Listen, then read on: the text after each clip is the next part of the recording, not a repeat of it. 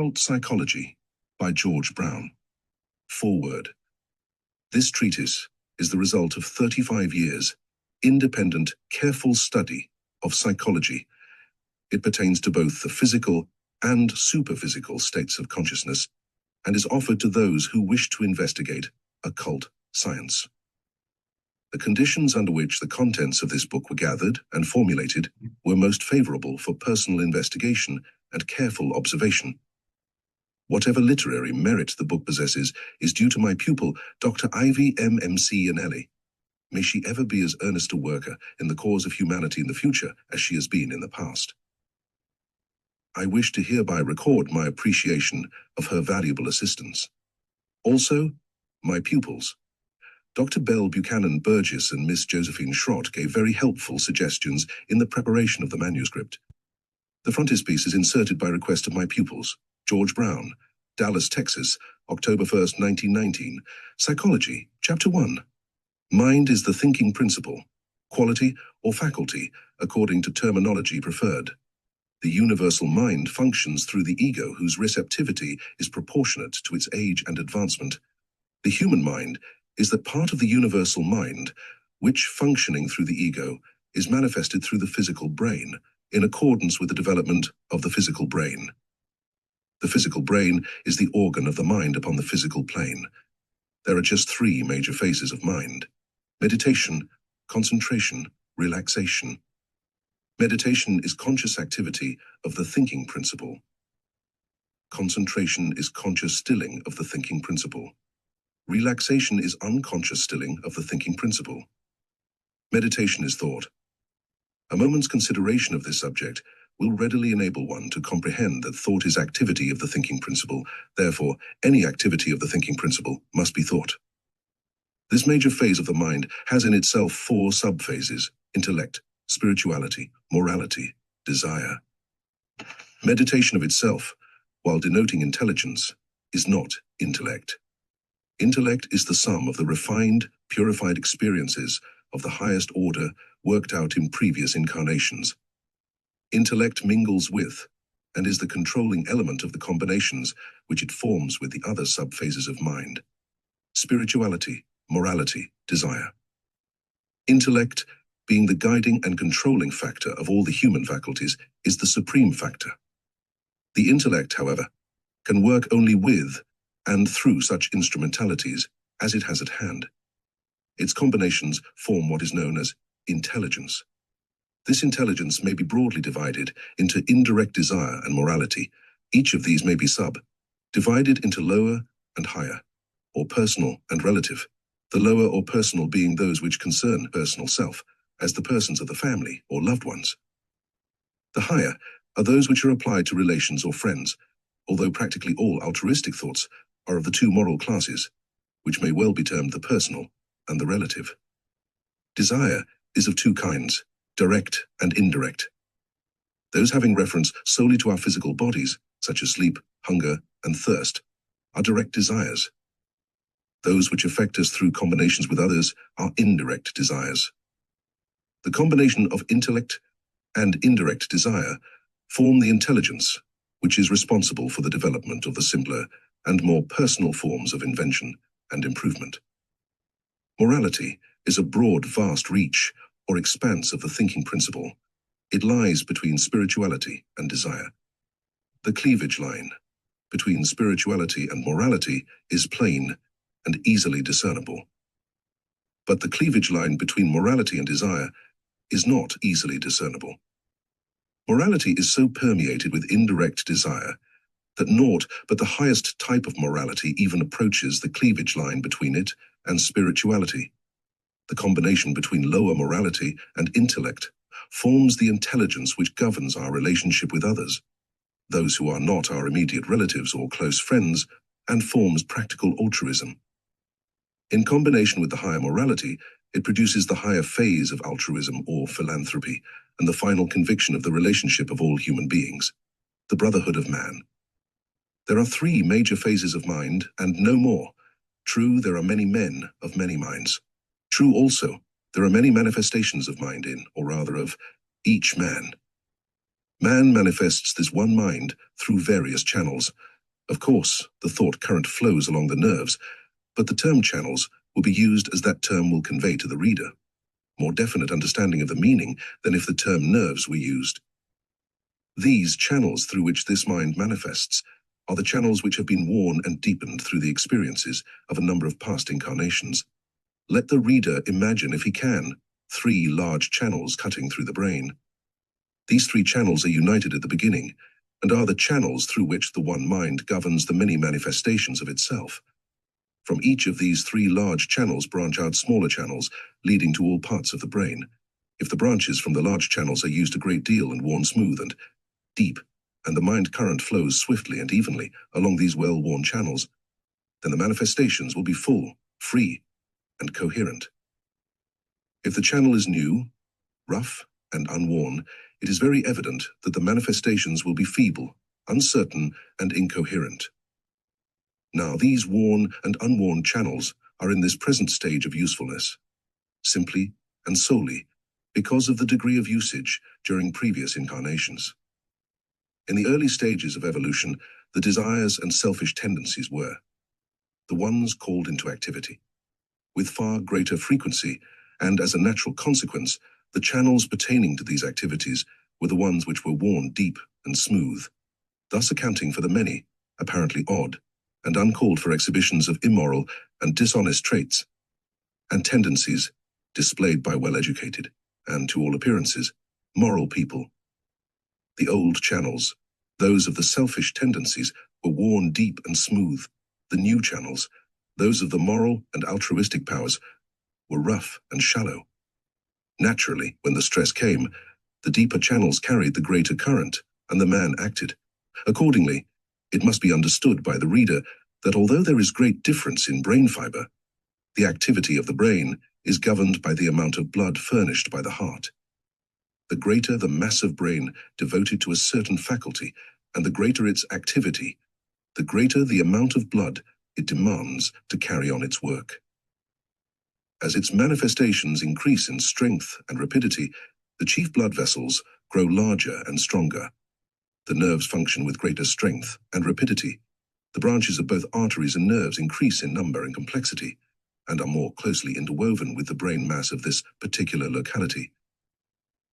The functions of this faculty will manifest more rapidly, clearly, and smoothly, as the channels have been worn deep and smooth by reason of previous repeated expression.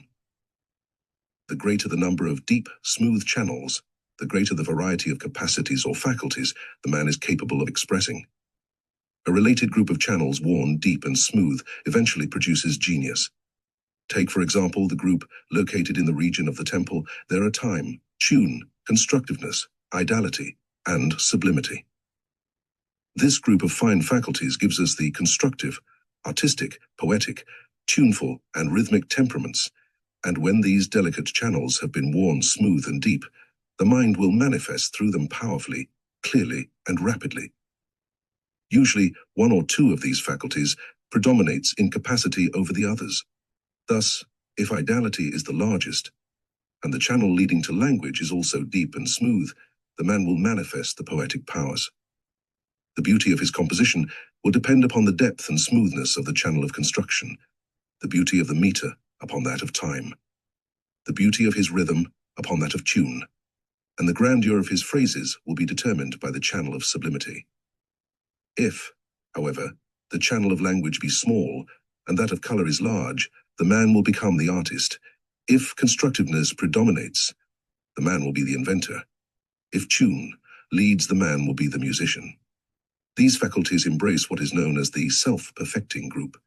If, however, the self-perfecting group as a whole is inactive, and the channels of veneration and language large, smooth, and deep, the man will be a preacher.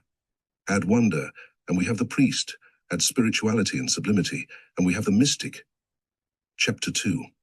Meditation. Meditation is thinking. The meditative phase is that phase in which the thinking principle is active. There is a large number of grades or subdivisions of meditation.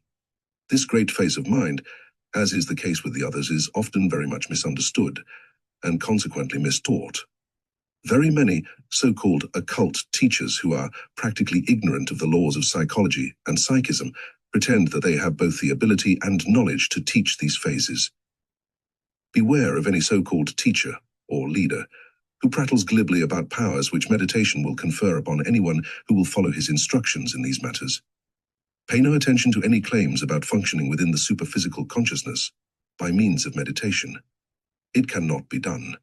It is absolutely impossible to function upon any of the superphysical planes save through the great phase of relaxation. There are 4 minor phases of meditation: intellect, spirituality, morality, and desire. Intellect mingles with and is the guiding, controlling factor of the other 3 minor phases. Spirituality is personal selflessness. Desire is personal selfishness. Morality is relative selfishness. These activities have reference to the physical plane only, as they coordinate with and control the actions of the physical body. Desires may be divided thus: direct desires and indirect desires, forming 2 large phases. Direct desires are composed of those desires which affect us directly. Indirect desires are composed of those which affect us indirectly. Those which affect us directly are the purely bodily desires, such as hunger, thirst, sleep. Those which affect us in combination with others are the indirect desires. Hunger, thirst, and sleep, then, are the direct or elemental desires. When either of these direct desires remains unsatisfied, it will speedily arouse and bring to its aid the greater portion of the intelligence. The wanderer in the desert who learns that his water supply has unexpectedly become exhausted, at once proceeds to bring his mental power to bear upon the problem in the effort to relieve the situation. If relief is not speedily secured, he becomes a prey to the most dismal forebodings, and as the intensity of the desire increases, all his powers, mental and physical, are called into service. The 3 direct desires, hunger, thirst, and sleep, are necessary to life and must be satisfied before any moral or spiritual progress is possible. We are often told that we should kill out all desires, and many fall into the delusion that by mental and physical starvation they can achieve spirituality. These 3 direct desires cannot be destroyed, but they can be controlled. Mental power alone can control them. The lower in the scale of evolution, the weaker the controlling power of mentality. For not until man has risen high in the scale of evolution does he even think of controlling these 3 elementals. Indirect desires are those which affect us in common with others. A man loves his family, but his love is nevertheless a combination of selfish and moral love. He wants his son to succeed, morally and honestly if he can, but succeed anyway. The morality being secondary to the desire for success, he would rather have his son achieve a dishonest material success than make an honest failure. He wants his family to be strictly truthful in all their dealings with him. But in their dealings with others, he will teach them to lead the parties astray by emphasizing the good points or qualities and by suppressing or hiding the bad points or qualities. They are exhibiting fine business ability by misleading and deceiving the other party by means of indirection and evasion. As long as it is legally honest, it is all right. The man will boast about it to his friends and warn them, "Don't fool with that boy of mine, or he will trip you. He is as sharp as a needle." The writer has known such men whose sons were ministers of the gospel. Did these men advise their sons as to the moral and spiritual welfare of the community? They did not. On the contrary, the burden of their advice and support was larger salaries, larger church buildings, larger vacations, larger traveling expenses. Strange to relate, the so-called men of God followed this advice.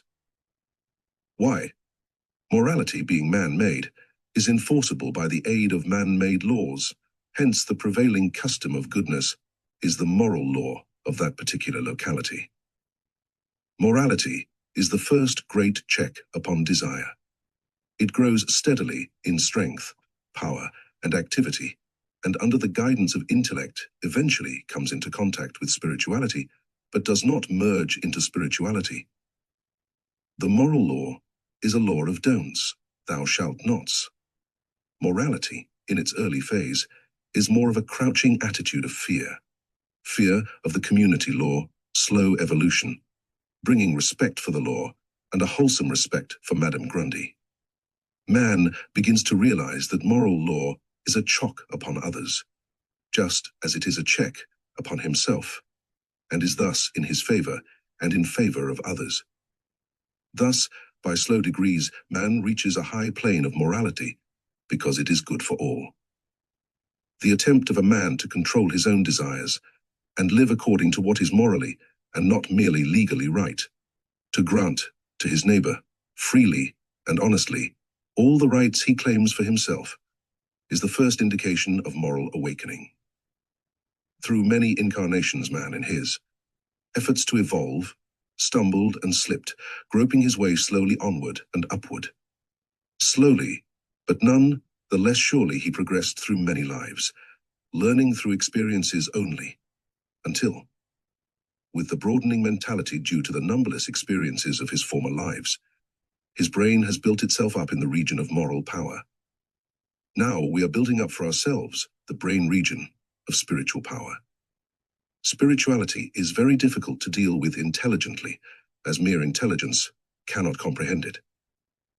Spirituality, although very difficult to analyze or understand, is yet extremely simple to attain.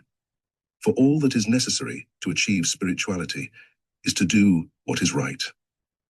Not simply to think what is right, but to do what is right in all cases and all circumstances. Then only has one achieved spirituality. Do unto others as you would that they should do unto you is the basis of all moral law. This is the outer teaching of all great religious teachers, such as Hermes, Buddha, Jesus, Muhammad. This outer teaching is for the less evolved, for those who are unable to comprehend the inner teaching, the higher teaching, which is, do unto others that which is right. There is a simple sublimity in doing that which is right. Chapter 3, Concentration. Concentration, one of the three major phases of mind, is very often considered as being the leading phase of the mind. In reality, its chief function consists in drawing together, or bringing to a focus, the vibrations of meditative activity. Concentration does not control, but guides or confines within the desired limits the meditative or thinking vibrations of a minor phase. Concentration is far easier to understand than either meditation or relaxation. Concentration is very often confused with willpower. This error has caused incalculable mischief. Concentration is a personal force or attribute, while willpower is an impersonal force and has no attributes and is but poorly comprehended even by our best of psychologists and occultists. People who are prone to claim for themselves supreme knowledge of the function of the mind are the chief offenders in this unfortunate business of claiming wonderful powers for this phase of mind. We can forgive a layman who applies this term loosely, but not the man who claims a knowledge of the function of the mind. Concentration begins when a man commences to draw the vibrations of the meditative phase together and to direct them toward an object, or gathers them up and fixes them on a certain definite subject. This applies to the average man and not to the evolved occultist who has developed to a high degree the three phases of the mind. The ordinary man has the power of concentration fairly well developed along the line of his strongest and most active faculties, precisely as the evolved occultist has the power of concentration developed along the line of his strongest and most active faculties. There is this difference, however.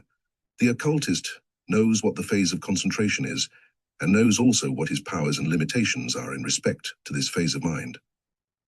The ordinary man walking along the street will usually meditate in a heedless manner. His mind will wander in an aimless way from one to another of a dozen different objects.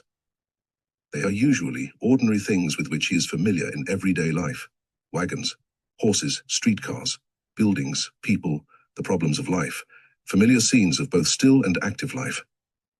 This gives but scant degree of the concentrative power until something occurs to attract the concentrative phase. An accident, a brawl, or an extremely odd or attractively arranged show window may catch his eye, and instantly the mind waves or vibrations draw together and assume a definite degree of cohesion. Thus, a fair degree of concentration is effected and held for a few seconds, Then the concentrative phase relaxes. The man has seen something that appeals to his desires or sensibilities.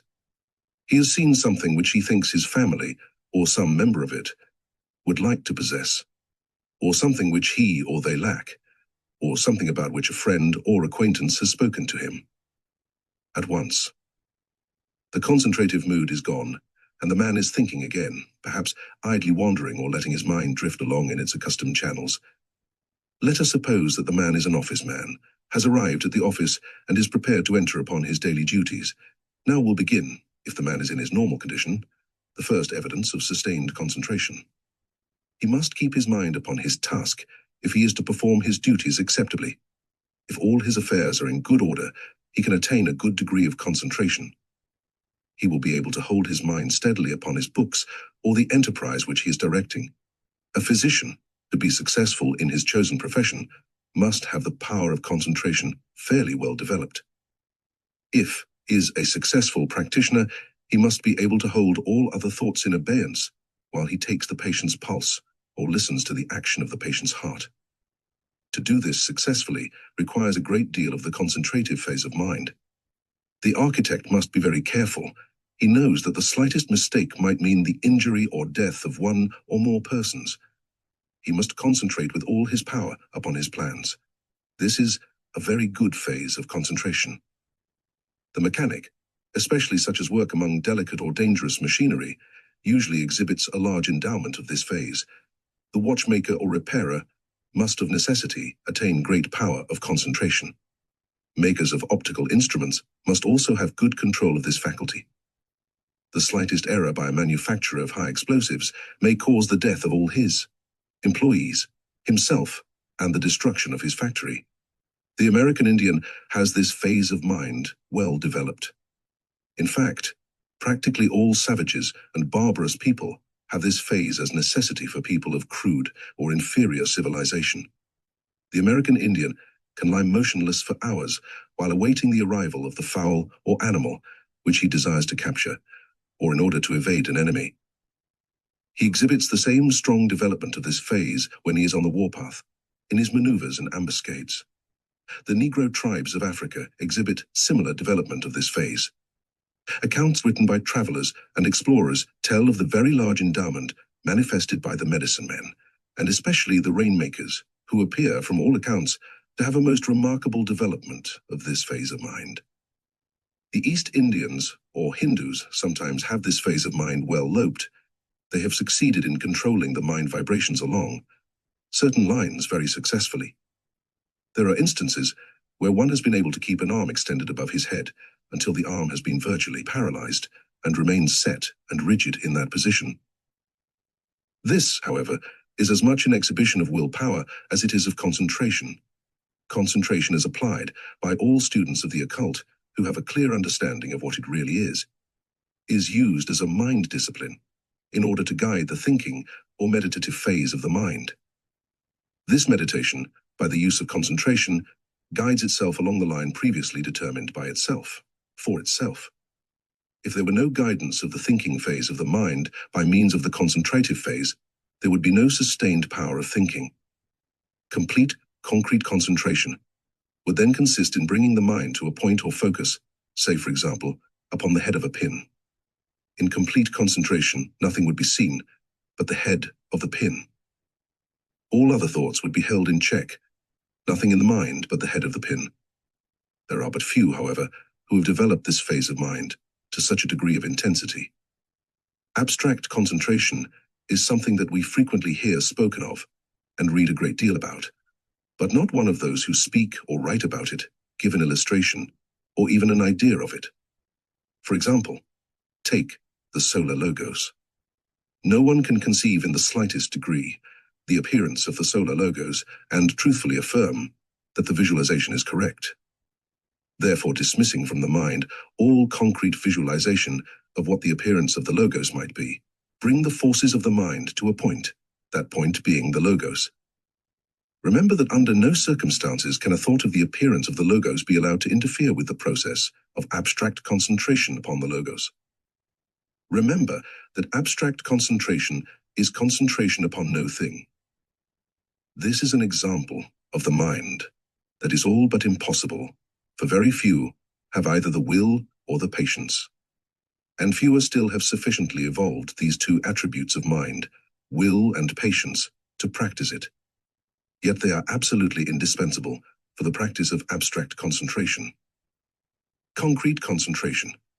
For the average person, however ordinary, concrete concentration is a very satisfactory exercise of the concentrative phase of the mind.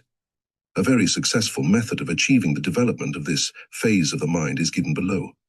Please remember, however, that it is not advisable for everyone who wishes to develop the faculty of concentration to follow this method in a rigid and unthinking manner.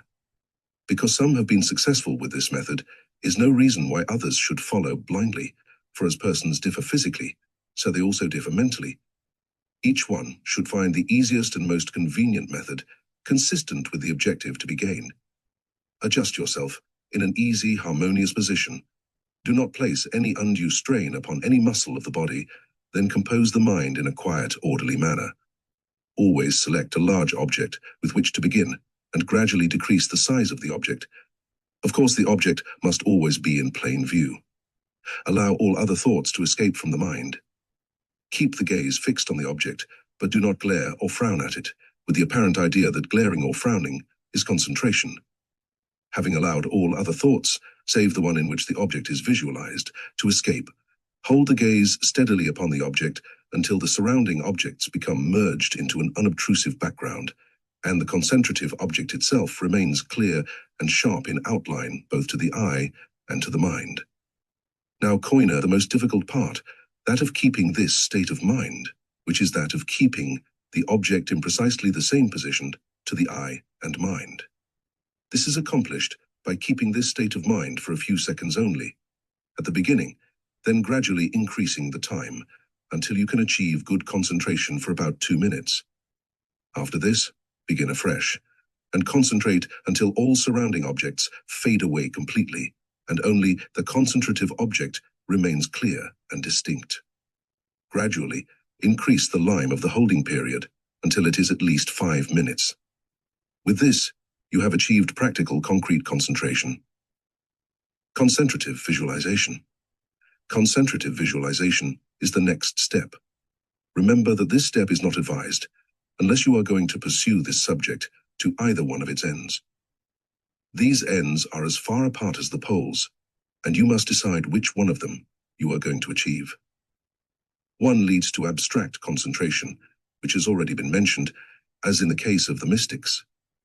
The other leads to concentrative visualization, sometimes conducive to a state of semi-clairvoyance, and is frequently mistaken for real clairance.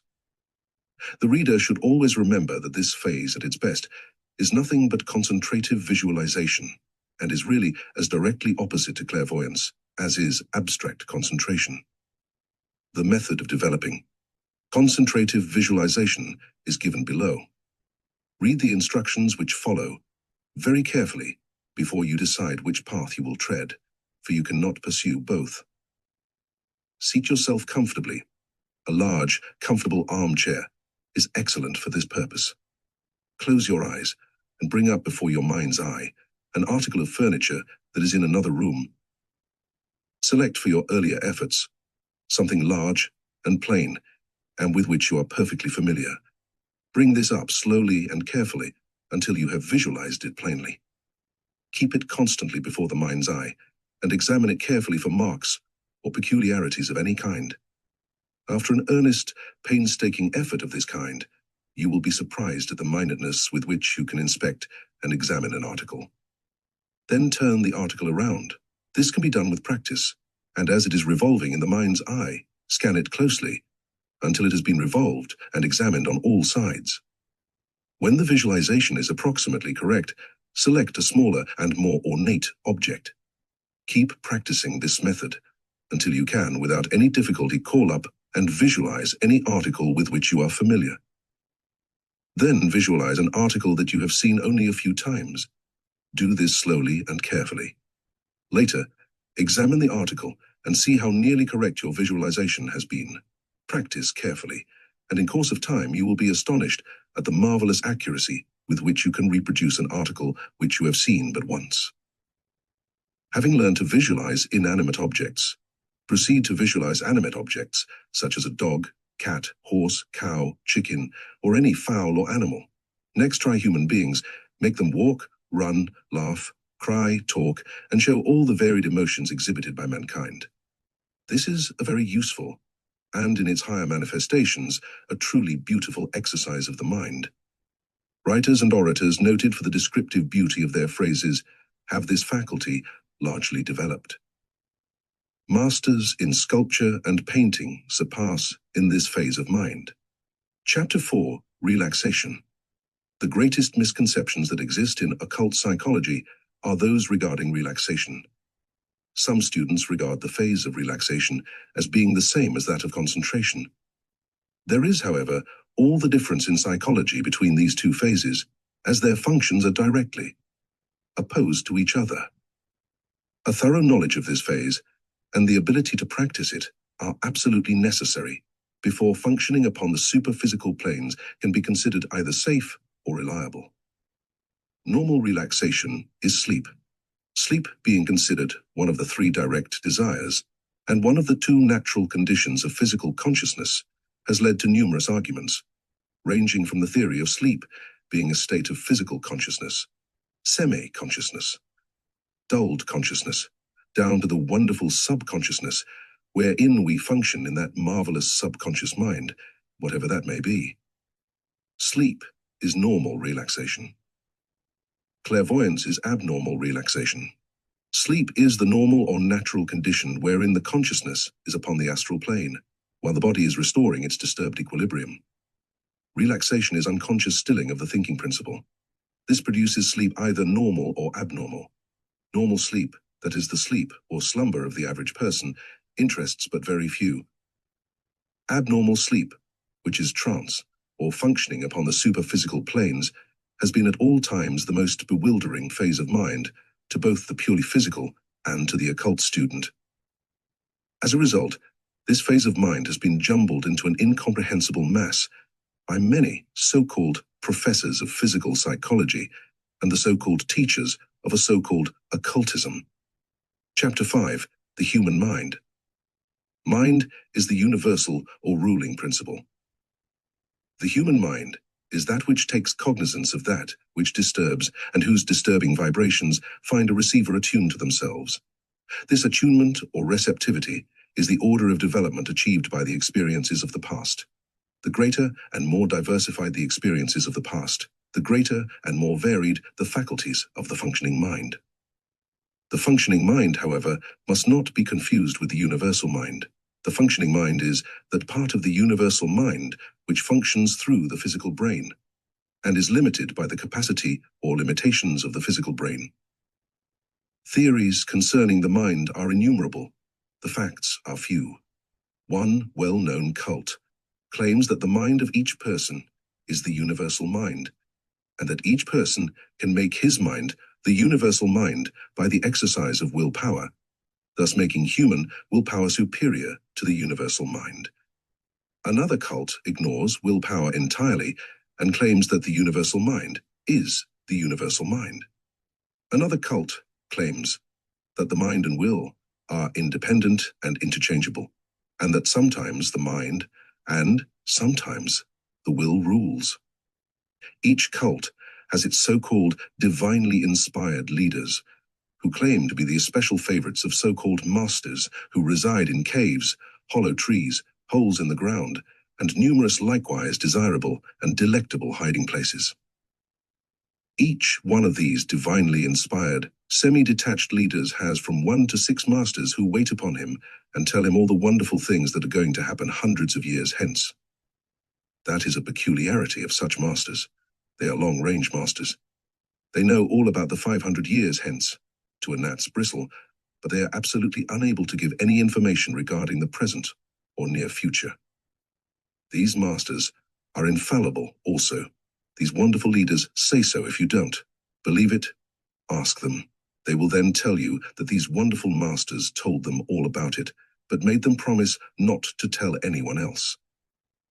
The mushhead followers believe this disgusting, falsehood, with but very few exceptions, such as Swedenborg, Cagliostro, Davis, and Blavatsky. All of these self-lauded, self-heralded leaders were, and are absolutely ignorant of psychology, and as a natural consequence, were and are failures in psychism. One leader claims that she can force her physical consciousness up into her spiritual consciousness and function with her physical consciousness while in her spiritual consciousness. Strange to say, this doctrine has found some followers who practice daily the folly of trying to force a lower consciousness up into a higher consciousness. All knowledge pertaining to this planet can be acquired by those who have evolved sufficiently while upon this planet. The planetary mind, as distinguished from the solar mind, would appear to be of a coarser grade. This, of course, is merely surmising upon the basic principle of the more highly evolved being of finer substance. The planetary mind is, of course, the mind of the planetary logos.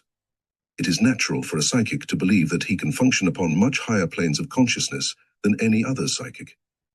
This is a little piece of conceit that deceives only those who are entirely ignorant of psychology in its most elementary form.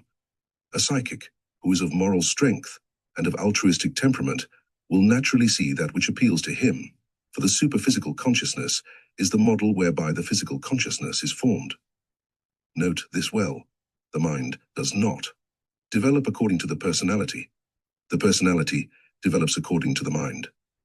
A few minutes' thought on the subject of genius will lead any reasonable person to the conclusion that a genius, no matter in what line of endeavor, did not originate his own genius.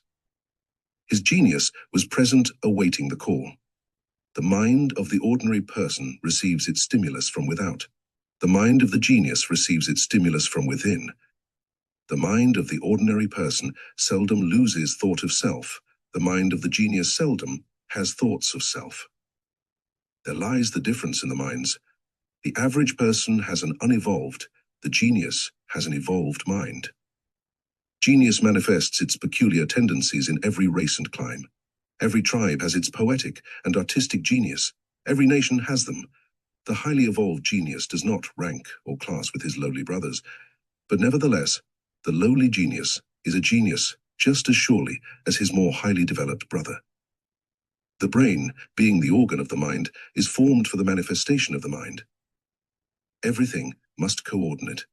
The highly evolved mind cannot function through a coarse, undeveloped brain. As the mind develops, it constantly demands for its medium of manifestation a steadily increasing fineness of texture of the brain substance. The development of mind precedes the development of the body. By the term mind, as herein used, is meant the human mind, that mind which contacts the physical world. That there is another super or transcendent mind is well known to all psychics. This super or transcendent mind is what is known as the universal mind. The universal mind furnishes the stimulus for the human mind, just as the human mind furnishes the stimulus for the physical brain. Chapter 6, States of Consciousness. Consciousness always resides in the last or resident body. Before death, it resides in the physical body. After death, it resides in the astral body. After the death of the astral body, it resides in the mental body. After the death of the mental body, it resides in the causal or soul body. Consciousness cannot contact or function in a lower body than the residual body, but can contact or function in the bodies higher than the resident body. Physical. Every normal person can function in the astral, mental, or spiritual consciousness. Those of psychic genius have a vast advantage over those in whom the psychic faculty has not been well evolved, as they can function far more readily and with better results than the unevolved, who would labor strenuously and achieve but insignificant results. It is impossible for anyone to function in more than one state of consciousness at the same time. When a man is functioning within the physical consciousness, he is unconscious of either astral, mental, or spiritual consciousness. When he is functioning within the astral consciousness, he is unconscious of the mental, spiritual, and physical states of consciousness. When he is functioning within the mental consciousness, he is unconscious of the spiritual, astral, or physical states of consciousness. When he is functioning within the spiritual consciousness, he is unconscious of the mental, astral, or physical states of consciousness. Time has often been described as a succession of events, consciousness as a knowledge of a succession of events. This is correct as regards the physical consciousness, when the so-called five senses are all in good condition: good sight, good hearing, good touch, good smell, good taste. We have complete physical consciousness. These five senses make up what is known as the physical consciousness. Naturally, it follows that a man who is deficient in one or more of these five senses cannot have full physical consciousness.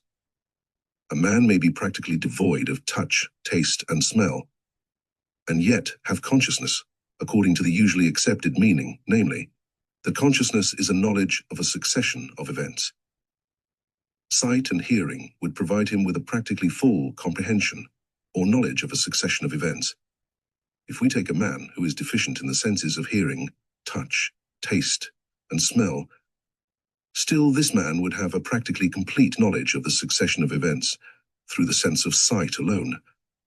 Sight, therefore, seems to be 96% of the sense. Sight upon the physical plane depends upon the vibrations of the light waves. These light waves travel at the rate of 190,000 miles per second.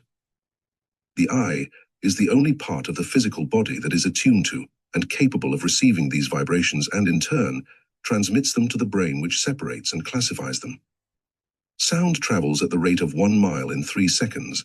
Sound waves are air waves, and being of slower heavy vibration have the ears as their special organ. However, other parts of the physical body can feel sound waves. The influence of the ego upon the physical body is practically nil. It cannot alter the size nor shape of its physical body. It has practically no control over the outward physical, and but very little over the inward physical body. The undeveloped or coarser consciousness is conscious of all forms of physical vibration or contacts, but responds more readily to those of coarser variety.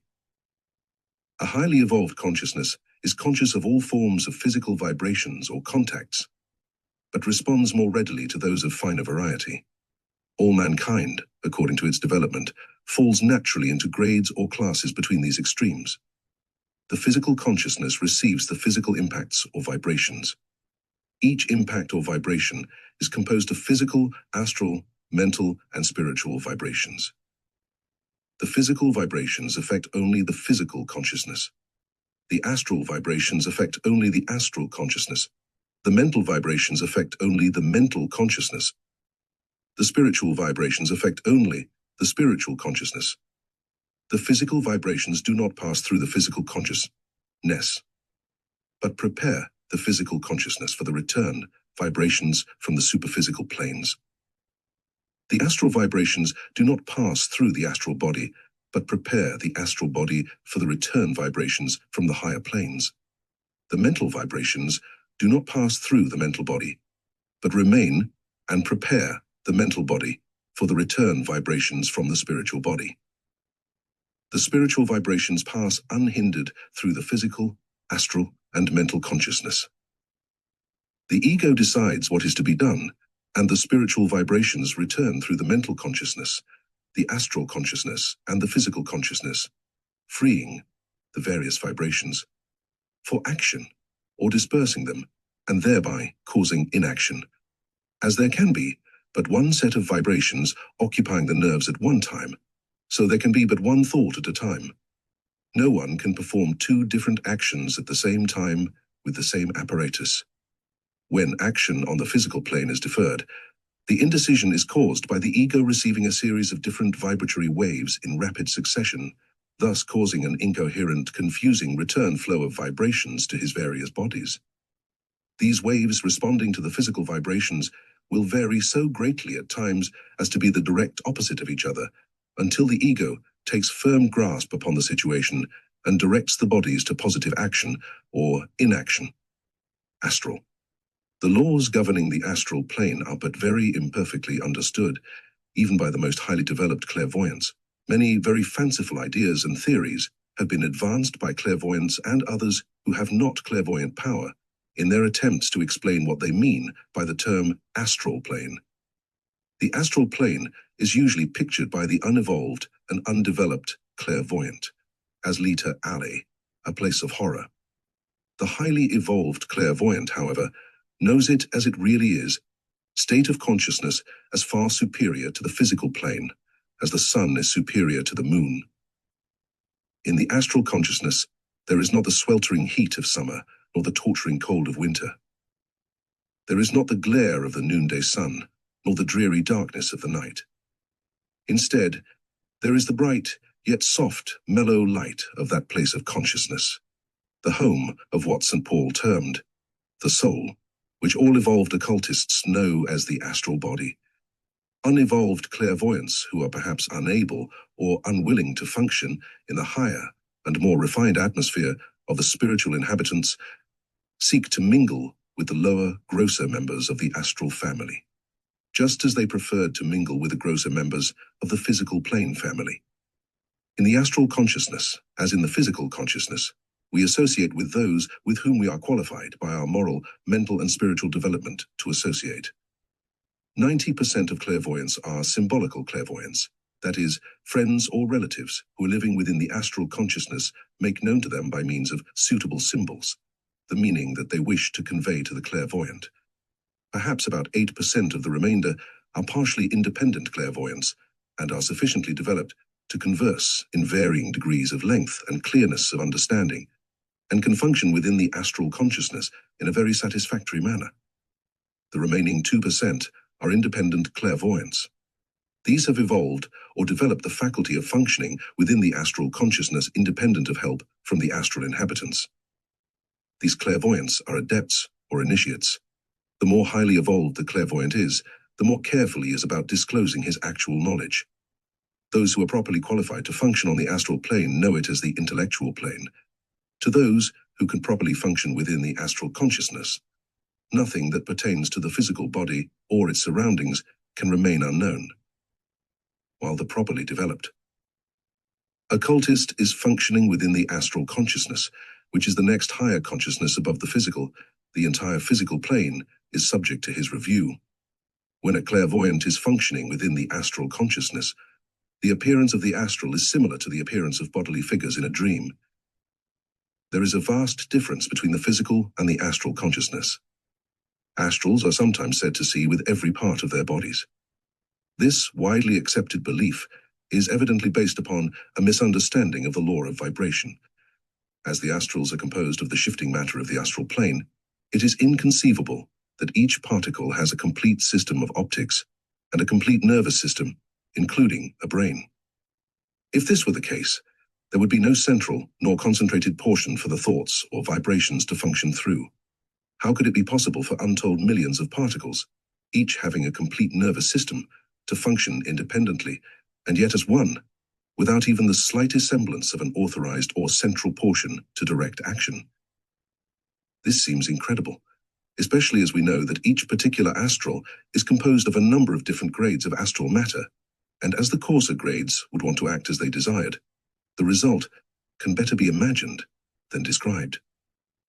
The theory of each particle of the astral body having sight is no doubt due to the fact that the astral particles constantly shift their position within the radius of the astral body. Were each particle of the astral body to see, it would necessitate an optical apparatus for each particle, and each particle with its apparatus would have to be in constant communication with the astral brain. As the astral brain is itself constantly shifting and changing its particles, it is evident that this method of communication would, at all times, be seriously hampered by constant shifting and changing of the astral particles. Woeful confusion, subsequent upon the entanglement of untold millions of communicating systems of optical nerves, would result. The human eye depends upon, or is responsive to the vibrations of light. In the astral consciousness, there is neither the condition of day nor of night. Consequently, the simile of sight does not hold good. What writers on this subject mean, perhaps, is that the astral brain being loosely connected and with no hard envelope, such as the skull, which encloses the physical brain, can and does receive vibrations from all directions. The ability of the astral brain to thus receive and pass on to the ego the vibrations which impact it, irrespective of the direction from whence they come, is no doubt the reason for the assertion that an astral can see with every part of his body. Astrals, as every clairvoyant knows, usually look at those to whom they may be speaking, just as human beings do. Their eyes open and close, twinkle with delight, darken with sorrow, and sparkle with intelligence. That astrals see with every portion of their bodies is based upon insufficient observation or inability to reason out what they have seen, heard, and read. Astrals do not speak as do physical beings because, in the attenuated atmosphere of the astral plane, sound waves, such as we know on the physical plane, are impossible. Therefore, the sound waves from the vocal apparatus of a physical being are unknown to the astral consciousness. As far as we know, there is no sound on the astral plane. Astrals cannot be said to hear as physicals hear, nor does a clairvoyant, when conversing with astrals, hear with his physical ears. What takes place is really telepathy, that which is called thought transference mind reading. Vibrations of one astral brain are received and accurately comprehended by another astral brain. The astral body is not a body of feeling, as is the physical body, nor is it one of hearing, taste, nor smell, as is the physical body. The astral body is not a capable body, as is the physical body. It has no determining power either over itself or others. It cannot commit murder, nor can it injure another astral body or itself in the slightest degree. Astral matter is very responsive to the will of the astral, and will readily assume any shape that is desired by the astral. Astral scenes, landscapes, marine views, buildings, machinery, and animals can be seen in replica of those that have been seen upon the physical plane, or at the will of the astral. Any number of queer shapes or forms, animate or inanimate, can be almost instantly created. If the clairvoyant be a seer of but ordinary development, an astral can instantly disappear from the sight of the clairvoyant, with whom he was engaged in conversation but an instant before, and remain unseen. If the clairvoyant is highly developed, the astral can be kept in view. Unlike the physical body, the astral body is, to a large degree, under control of the ego, excepting the natural decay or disintegration of the astral body, and even the disintegration in the case of a highly evolved ego is to a great extent controlled by the ego. The astral body, being to a large extent under control of the ego can change the features or appearance of his astral body, with this one exception. The ego cannot change the eyes, either in color or expression. All other features or parts of the astral body can be changed temporarily, but as soon as the tension of the ego's thought is relaxed, the astral resumes its normal form.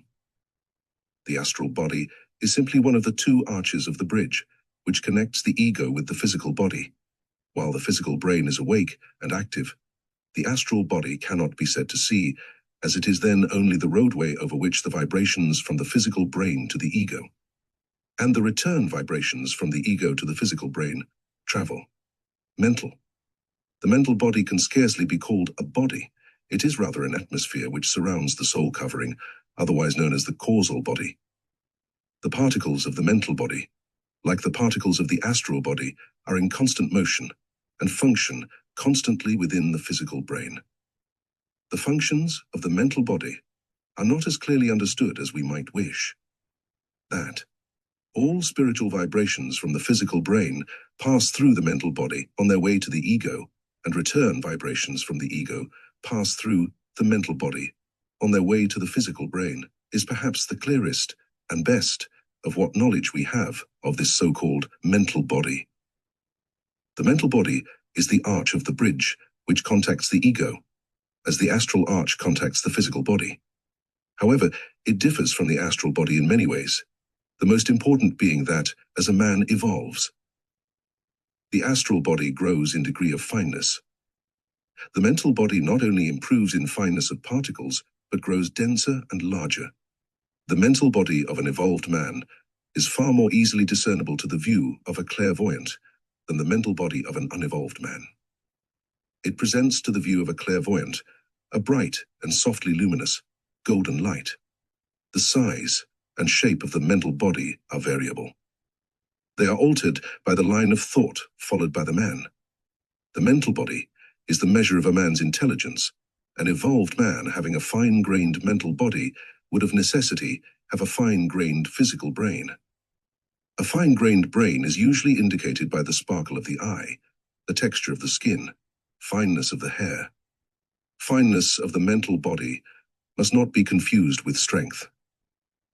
A man may have a good, well-developed mental body, yet lack the finer qualities of the higher evolved man.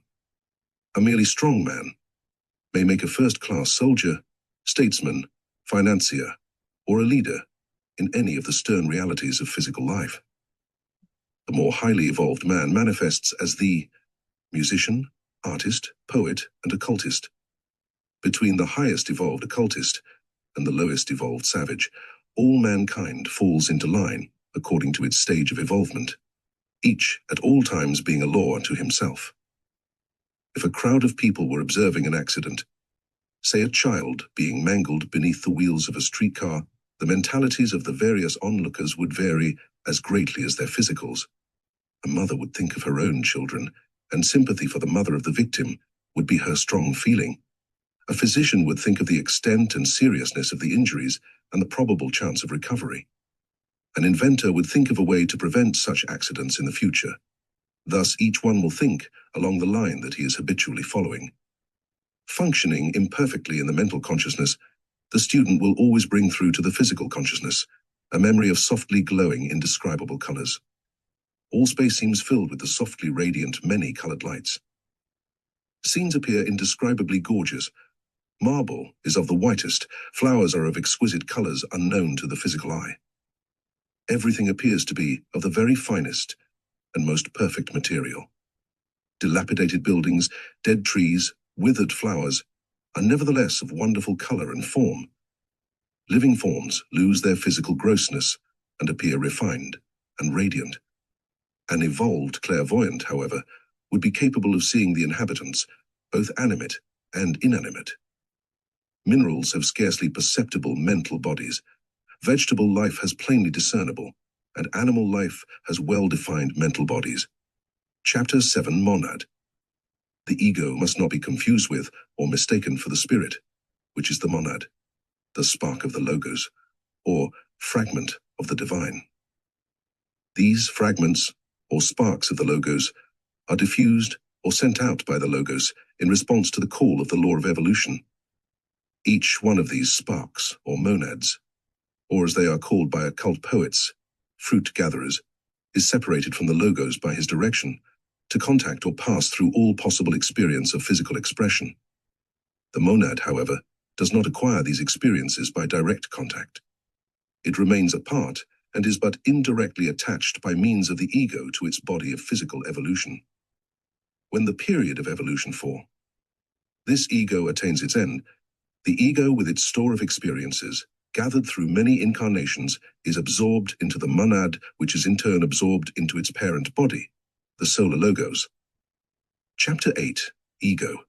To nearly all inquirers and beginners, the ego persists in being the stumbling block in their path.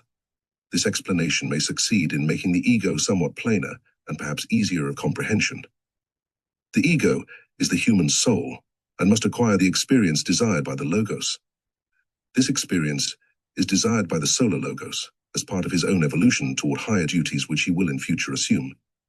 As we are part of him, it is our duty to evolve as rapidly as possible, in order that we also shall by our efforts hasten the evolution of the solar logos. What destiny could be grander or more to be desired than to be part of an evolving logos? Each monad is guided by the planetary logos to a group of mineral lives, varying in number but slightly, and this difference in number is, so far as we know, of no consequence. Having been thus guided to a group of mineral lives, the monad establishes the rhythmic concord with them, and thereafter the evolution of these mineral lives is assured. The rhythmic vibrations of the monad join the mineral lives and form what is known as the group soul. This group soul receives the experiences of the mineral lives. After innumerable mineral lives have enlarged and enriched the group soul, it becomes sufficiently evolved to enter and function within the vegetable consciousness. The mineral group soul is then, according to its experiences, directed to and becomes the group soul of a large number of plant lives of the lowest order. A process similar to the evolution of the mineral lives ensues, and the group soul of the vegetable lives progresses from the lowliest forms of plant life through the finest of wild vegetable life into the lowest forms of animal life, thence by the evolution of the group soul into individualization. This individualization means that after numberless experiences and contacts, a single highly evolved animal has reached the point where it becomes a separate soul and enters the human race as a human ego. This ego was the group's soul, and when individualized and having entered the human consciousness, forms in connection with the experiences of the human being, the human soul or ego. The ego, which has been for many millions of years slowly evolving from the different states of consciousness, beginning its course of evolution in the mineral consciousness, then evolving through the vegetable consciousness into the animal consciousness, at last evolves into the human consciousness. This is the part that directly concerns us in this treatise. When the ego leaves the animal consciousness and incarnates for the first time, it must, of necessity, inhabit a body of the lowest mentality, and thence by slow degrees evolve upward. The ego, receiving the human form for the first time, is naturally inefficient, and the mental processes are slow and halting. The result is that the newly evolved ego is below the normal, and the physical life is of short duration. The stay in the astral consciousness is also short, as there has been no opportunity for the acquirement of a well-developed astral body. As a consequence, disintegration is rapid, and the ego passes into the mental consciousness. Here the same process is repeated, and the stay in what is known as the heaven world, or mental consciousness, which is the blissful dream state, is short. This state of consciousness is what is called heaven by the orthodox of all creeds. After a short stay in the heaven state of consciousness, the ego is ready to reincarnate.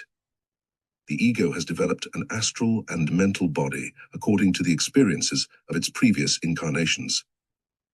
As the ego, having worked up or assimilated the experiences of the previous incarnations, begins to manifest a desire to return to the physical consciousness, the karmic law of mentality begins to gather a mental body to suit the mental power which the ego had developed in the previous incarnation. This mental body will be suited to and capable of expressing the knowledge acquired in the previous life, and will also have the capacity for receiving new and more complicated experiences. The mental body is, of course, composed largely of the coarser matter of the mental plane, and the astral body is selected and formed so as to correspond in quality and strength with the mental body. During this time, the physical body, in accordance with the karmic law, has been selected, and its size, shape, and color decided upon. The conduct of the physical body in the previous incarnation has governing power in the matter of the present body, as the physical body is formed or molded directly after the pattern furnished by the karmic law. The pattern is formed of what is known as etheric matter. This is really material or physical matter, but of so fine a grade that it is imperceptible to the human senses, although it requires but slight development of the power of clairvoyance to discern it. This etheric body is first formed by the karmic law, the sex, and every particular of the physical body, even the most minute detail, is included in the pattern of etheric matter.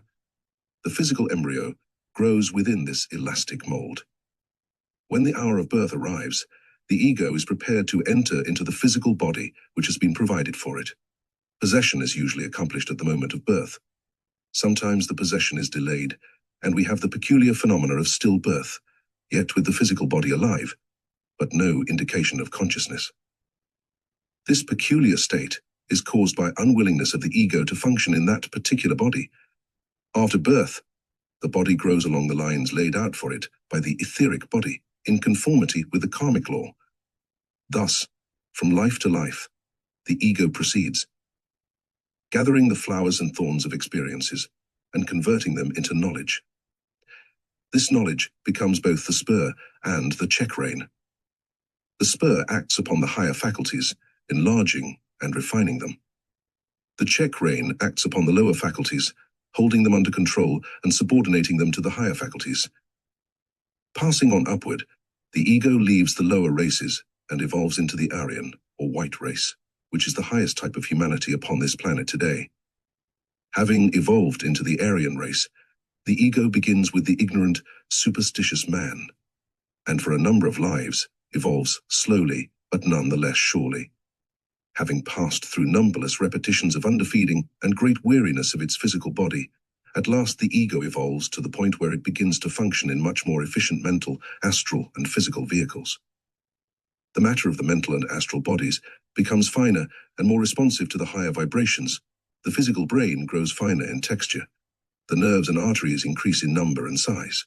The functions of the brain take on a higher rate of vibration, and the thoughts of the ego manifest through the physical brain with greater clearness and intensity. The selfish thoughts, so necessary in the earlier stages of evolution, begin to blend with the moral and altruistic thoughts of the higher evolution. From time on, the progress of the ego is much more rapid. Having passed through the lower stages of life, the ego now begins to manifest in the higher walks of life and evolves into the ranks of the leaders of humanity. This first incarnation into the higher ranks is usually such as that of a physician. Then follows that of the inventor, the musician, the artist, the poet, and lastly the occultist. The ego, being the human soul enclosed in what is known as the soul body, receives and retains all physical experiences. The ego does not contact either the physical body or the physical brain, as it cannot contact physical matter, as no physical body is or has ever been precisely the replica, duplicate, or counterpart of another physical body, and as there are not, nor ever have been, any two physical brains that function precisely alike, each ego will have different mental experiences to carry up with it into the monad. Having mentally received and stored away all of the possible experiences of the physical body during its many incarnations, and having reached the highest point of attainment possible upon this earth, the ego ceases to reincarnate and prepares to ascend still higher. This being up into still higher planes than those of this earth, it is considered that in these higher states of consciousness are those preparatory for the unfoldment of the ego in order that it may function as a planetary logos. Chapter 9, Quiet Meditation. This is a most beautiful phase, one of the most helpful and elevating of the many phases of the mind. It is extremely helpful in cases of sickness, especially children, although peace and comfort can be brought to anyone who is ill or suffering if you practice quiet meditation properly. You must, at all times, remember that this phase is that of quiet meditation and not under any circumstances attempt to force or compel the patient to think just as you want him to, for quiet meditation is clear, helpful thinking. Seek to understand the surrounding and attendant circumstances of the patient. Then, having decided clearly just what form and intensity your mental help shall assume, see to it that both your patient and yourself assume easy, comfortable attitudes. Clear your mind of all thoughts save those of love and helpfulness. Now direct the thought to the specific point which you wish to reach. Be sure that you direct the thought to the affected place. Do not be afraid that the thought will not reach the patient's mind.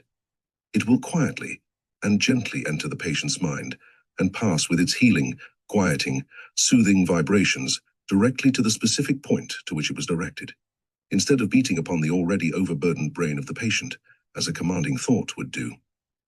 When you have attained the desired strength and clearness of thought, hold it clearly from 10 to 30 seconds for your first attempts. Increase the period of time as you grow proficient in the exercise of this phase until you can hold the thought for at least 1 minute. Rest yourself for a short period, say from a few seconds to 1 minute, then repeat until you have attained the desired result. Be sure that your effort is one of quiet, gentle helpfulness and soothing love. This phase is very helpful to the operator for his personal use, as you can treat yourself just as well as you can treat others. In treating yourself, first form the thought strongly, then become quietly passive and allow the healing thought to perform its mission. Do not be afraid to use such variations as may be suitable for your purpose, as each case may, and no doubt will, present different angles, and to attempt to use precisely the same method in each and every case is to court failure. Chapter 10, Divine Meditation. Divine meditation is the clarifying of the thinking principle until it is spiritual thought. Divine meditation is truly the glorious phase of mind, it being the one in touch with the higher self, and through the higher self, with the wondrous thrilling of the oversoul. It is the most elevating and refining phase of the mind. To obtain the full beauty and feel the wondrous power of its blissful vibrations demands unselfish sacrifice and holy love, the yielding of a soul unhampered by a single selfish thought. It is the yielding of a soul in utter forgetfulness of self into the marvelous harmony of the divine oversoul. The preparation for divine meditation is long and arduous and should not be undertaken until a fairly comprehensive knowledge of the power of the mind has been acquired. For the phases of concentration, meditation, and passivity, or partial relaxation, are all employed in this indescribably blissful phase. Kindly remember, if you try and fail, after following the directions given herein, that it is not my fault, but yours. No one who sat down before a steep ascent and bewailed the fact that whoever built the path built it too steep for him, has ever yet sealed the mountaintop. If you wish to practice divine meditation, do it in the evening, between sunset and dark. It is not advisable to practice divine meditation during the day unless you have exceptional facilities for quietude, as quietude is absolutely necessary.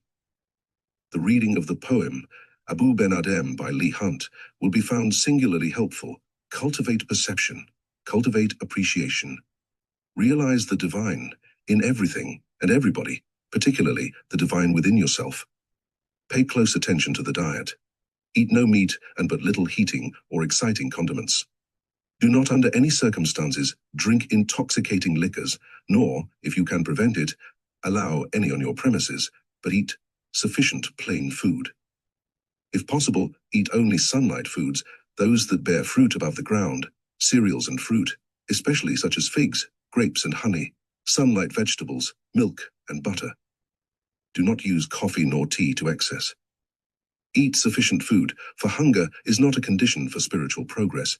Remember that you can, in all probability, reduce the amount of your daily food from 10 to 20% without feeling hunger. This factor will adjust itself, however, as soon as you learn to discern hunger from appetite. Do not allow yourself to indulge in feelings of contempt or undue superiority. Envy and hatred are total bars to advancement. They are fetters which bind you to earth. Break them. It is better to practice this phase very early in the morning before arising. If you cannot practice before arising, arise early. Seat yourself in a quiet, cool place. Wear only loose, comfortable clothing. Begin with the practice of quiet meditation. Then slow down the activities of the body, beginning with the breathing.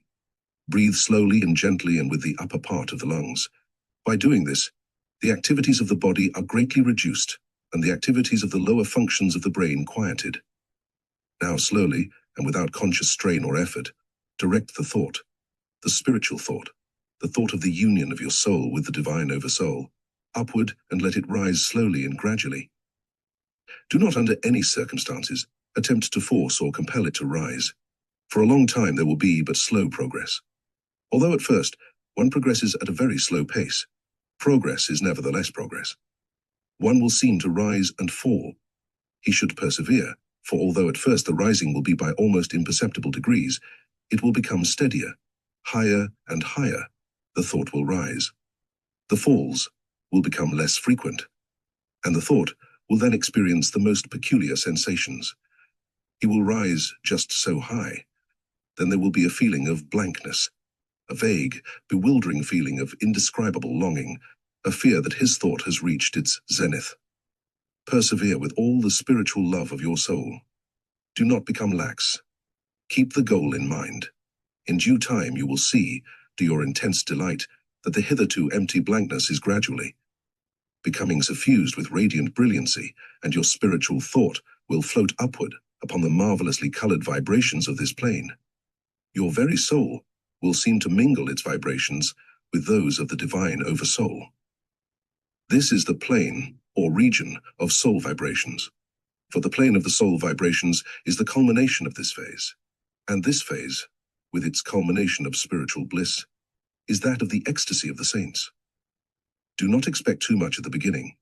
It will be long before you can make appreciable progress, but every step forward upon the upward leading road will bring you nearer to that peace which passeth understanding. Explanation. This phase is that which was practiced by the saints and the mystics of ancient occultism. It is practiced today by students of the occult under various names. Theosophists, Rosicrucians, etc. New thought students usually term it union with the divine, or as the touching of the soul with the oversoul, Chapter 11 healing. This is a phase of mind that is very attractive to a large number of people. Many, especially women, have this particular phase, which is divided into a number of subphases. Some heal by power of mental suggestion, some by laying on of hands, some by charms and incantations. Healing by means of unconscious suggestion is, of course, the oldest method of healing, having been used by the first mothers during illness of their offspring. In this case, it was an uncontrolled and undirected longing of the mother for the return of health to her child. Healing by charms and amulets would naturally follow, this being even at its best, but poorly directed suggestion. In some exceptional cases where the medicine man possesses psychic power, he is able to use it, although unintelligently, yet very frequently with good results. In natural sequence then, follow herbs and simples, sometimes used alone, and sometimes in connection with charms and incantations, from which has evolved our present system of medicine. Then comes mental suggestion, which, as in the methods of the mental cure and faith healers, is in a large number of cases fairly well directed. This pure suggestion on the part of the healer, and either receptivity or passiveness on the part of the patient. Both parties, in these cases, are acting with a large degree of intelligent direction. The power of suggestion used intelligently can accomplish excellent results, but when directed by blind faith alone and received with naught but blind faith, the results are very often lamentable. Some healers who have a meager knowledge of anatomy and the symptoms of various diseases are very successful because they can form a fair diagnosis and thus direct the healing power to the affected parts. Some healers have but slight knowledge, and their results are of the hit or miss kind. By far the greater number of so-called healers work blindly, with the natural result. No one should attempt to practice healing without a fair knowledge of anatomy and psychology, for without this knowledge, clean, helpful work on the part of the healer is impossible. To achieve the best results, those results which are lasting and in no degree harmful, it is absolutely indispensable to have a thorough knowledge of occult psychology. That psychology which knows that, as expressed in the words of St. Paul, man is composed of body, soul, and spirit, and that to heal the body, you must understand the mind. The operator must be calmly confident, with an earnest desire to help and to relieve the sufferings of the patient. Do not be reluctant to ask for information regarding the location or nature of the pain or illness. If you will read the Christian scriptures carefully, you will find that in all specific cases, the name of the disease is given. Nothing was done blindly. The divine healers knew the nature and location of the illness and could, accordingly, direct the healing vibrations to the seat of the sickness, and thus heal, go thou, and do likewise. Healing by occultism, this is usually defined as healing by will power. To the advanced occultist, however, it is known as healing by vibration. As all occultists know, the great law is that of rhythmic vibration. In healing by vibration, it is first necessary to locate the affected part and examine it for the trouble, then apply the necessary vibrations for the relief or cure. The soft or internal organs are far easier to treat than the bony or muscular parts of the body. The skin is particularly hard to affect, as it is almost entirely beyond control of the will, being but slightly responsive to the vibrations. Nearly all diseases can be controlled, and many can be entirely eliminated from the body by means of a suitable diet. However, as most ailments are trifled with or ignored until the condition becomes acute. The use of medicine is at times imperative for instant relief, as it is an occult law that a person must be in a receptive condition in order to receive the full effects of the vibrations. A person who is suffering intense pain cannot be in a properly receptive condition and therefore the cross vibrations will affect and disturb the patient and prevent full relief. The ill effect of a cross current of vibration can be noticed whenever the healer lacks the power of clairvoyance. He is unable to understand the condition of the patient, and in his blind attempts he usually directs his efforts at the brain of the patient. This is wrong, because the brain of the patient is usually fully occupied by numerous other vibrations, and the constant battering at the consciousness of the unreceptive patient only retards relief and recovery. The first question in occult healing is, what is the trouble? The second is, can the patient assume the receptive condition? The third is, will the patient try to obey instructions? All the conditions must be met in the affirmative before the desired results can be obtained. No instructions for occult healing can be given in detail, as each case is a problem in itself, and each occultist a law unto himself. Healing by laying on of hands. In healing by laying on of hands, try to secure the patient's confidence in the sincerity of your desire and effort to relieve him of his sufferings. See that the patient is in a comfortable position, one in which he can remain for some time after the treatment has been given. Have a basin of cool water, soap and towel at hand. Use the fingertips only for the first strokes. Stroke gently 5 or 6 times, beginning above the seat of the trouble, and drawing the fingers clear across the affected part. On the body and lower limbs, stroke towards the feet. On the arms, stroke towards the fingers. On the face, stroke towards the chin. On the forehead, towards the back of the head. Always begin, if possible, above the affected place, and end below it. Be sure to cover it all in stroking, and be sure that all fingertips touch the skin. Keep constantly in mind the thought that you are helping the patient.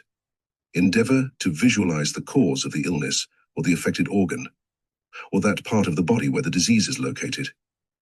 Now visualize the affected part as yielding to the treatment, regaining health, as this will be of great assistance in the treatment of the disease. Having stroked with the finger lips 5 or 6 times, bathe your hands in the cool water. Dry them gently, but do not rub in, drying them. After this, use the whole hands in making the strokes. Have the entire palm and fingers touch the skin, should the patient desire it. A piece of cloth may be laid over the affected part. The cloth, however, should not be used dry, but dipped into warm water and wrung out nearly dry. If this is done, and the cloth is dipped and wrung repeatedly, it will be almost as effective as if the hands were used upon the skin. After every 5 or 6 strokes, bathe the hands in the cool water. If the fingers grow numb or slick, use the soap and wash them thoroughly. Continue this until the patient has been relieved. In other systems of laying on of hands, the same practice should be followed, except that the movement of hands is abandoned. This absence of movement gives the faculties of the mind and will better opportunity for concentration. Right here, a word of caution may not be amiss. Do not, if you can possibly avoid it, relax or cease your efforts while there is any degree of pain remaining, for frequently the pain will increase when the treatment is suspended and may soon regain its full intensity. If you are compelled to cease the treatment before removing all pain, you should use all your willpower to prevent the pain from returning. Dismiss everything from your mind, but an intense effort of the will, and direct that, holding the pain in abeyance until you are prepared to renew treatment. Voodooism or sorcery. Voodooism is sometimes autosuggestion, sometimes hypnotic suggestion, and sometimes actual hypnotism. Many people who are in good health and spirits, until they are told that they are hoodooed, at once begin to go to pieces, and only the thought that a powerful hoodoo doctor can interpose his wonderful power in their behalf would afford them any relief. The autosuggestion in their cases would work either way, for health or sickness. The voodoo doctor uses hypnotic suggestion. The writer has seen cases where actual hypnotic trance was induced by the voodoo doctor. Cataleptic trance is sometimes employed, but this is a rare occurrence. Some of these voodoo doctors have psychic power with good clairvoyant ability. This, of course, increases their influence, and they become a veritable power in their neighborhood. Autosuggestion is applied to themselves by those patients whom their physician doses with bread pills or sweetened water. These people are usually laughed at as being victims of their imagination. This, however, is a serious mistake, as no one ever imagines he is sick.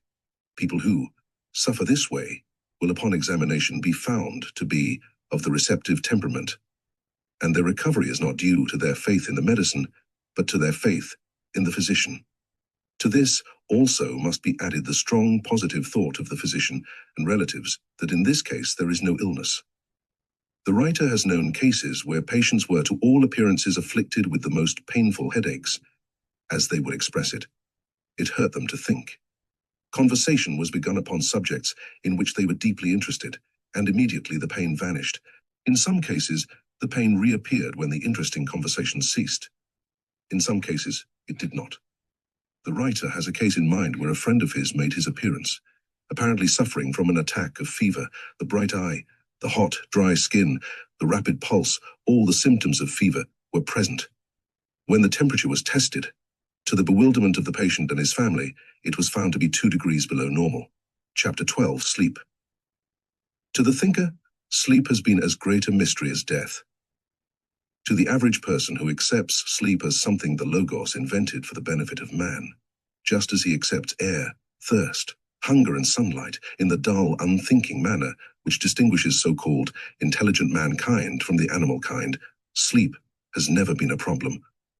Sleep has been the enigma of the scientists, and was, even before science was freed from the shackles of the religious bigots, who have always boastfully proclaimed that their ignorant belief was superior to intelligent investigation. Sleep has an intense fascination for the occultist. The occultist knows that the investigations of the superphysical consciousness can be carried on only during sleep or normal relaxation, or by clairvoyance or abnormal relaxation. Sleep has baffled the ableist physical, and scientists will continue to do so. No scientific instrument can take the place of a faculty of the brain. Only through the clairvoyant faculties of the brain can the mystery of sleep be solved. What is the cause of sleep? What is the effect of sleep? The first cause of sleep is to us unknown. Whether the Logos in his wisdom decreed that night was the proper time for sleep, we do not know. We do know, however, that with the disappearance of the sun, the supply of prana decreases. We do know that the wakeful man will attract unto himself a greater supply of prana than the sleeping man. We do know that the nervous equilibrium cannot be maintained nor restored while the physical consciousness is existent. Take the activity of an arm, for instance. If the activity is what would be called normal in any trade or profession, the nerve vibrations are slower and more regular than when the activity is abnormal. Slow rhythmic vibrations allow a more regular flow of prana and thus maintain a stricter equilibrium, which, while vanishing, will disappear slowly and steadily. An abnormal activity will cause increased nerve vibrations and blood flow and thereby interfere with the flow of prana. That the desire and will of the average man cannot affect the flow of prana is evident to anyone who has observed the average person at his daily tasks. As in the activity of the arm, so is the activity of the entire body, including the brain. Those people known as brain workers are in the same condition regarding their brain as the mechanic is as regards his arm. Brain workers are greatly overrated by people who make up the great mass of mankind. The brain worker is just as much the slave of his instructor as the tradesman. Practically all instructors are slave drivers. Many so-called teachers do everything possible to discourage independent thought or investigation. Thus, the vast majority of mankind is held fast in the shackles of the slave driver, so that any unusual activity of the brain is accompanied by a decrease in the flow of prana. On this account, with most people, an attempt to really think brings on an attack of what is correctly characterized as a brainstorm. When the accustomed time for sleep approaches, the individual has usually performed or completed his daily tasks. The equilibrium of the morning has been greatly impaired. The entire bodily structure is tired and tense and demands relaxation and rest. Naturally, this can be permanently secured only by sleeping, but it can also be partially achieved by other means which, however, are only temporary. Dancing to the rhythm of good music is, beyond a doubt, the best form of partial relaxation, if the musical throbs or pulses are not too fast and the surroundings are good. The partial relaxation is of a very favorable nature, provided that it is not overdone. People who yield themselves to the rhythm of the dance are scarcely conscious of the physical effort that they are exerting, because in the rhythm of the dance, the flow of prana becomes equitable. Listening to music, if it is of a smooth, even, softly flowing rhythm, will with most people tend to equalize the flow of prana. However, martial as well as sorrowful or wailing music will retard the equalization of the flow of prana. When the day's duties are done, the strain of mind and body is practically over.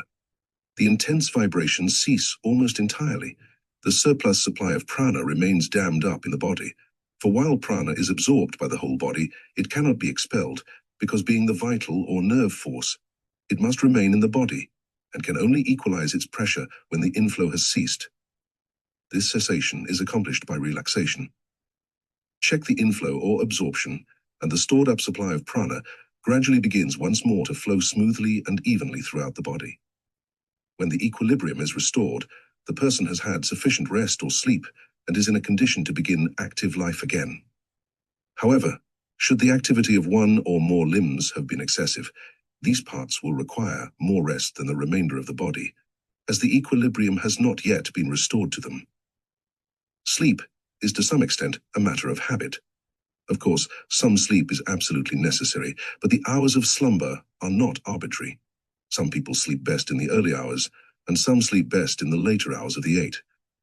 When the accustomed hour of slumber draws near, the physical body, with its stored-up surplus of prana, becomes gradually more inert.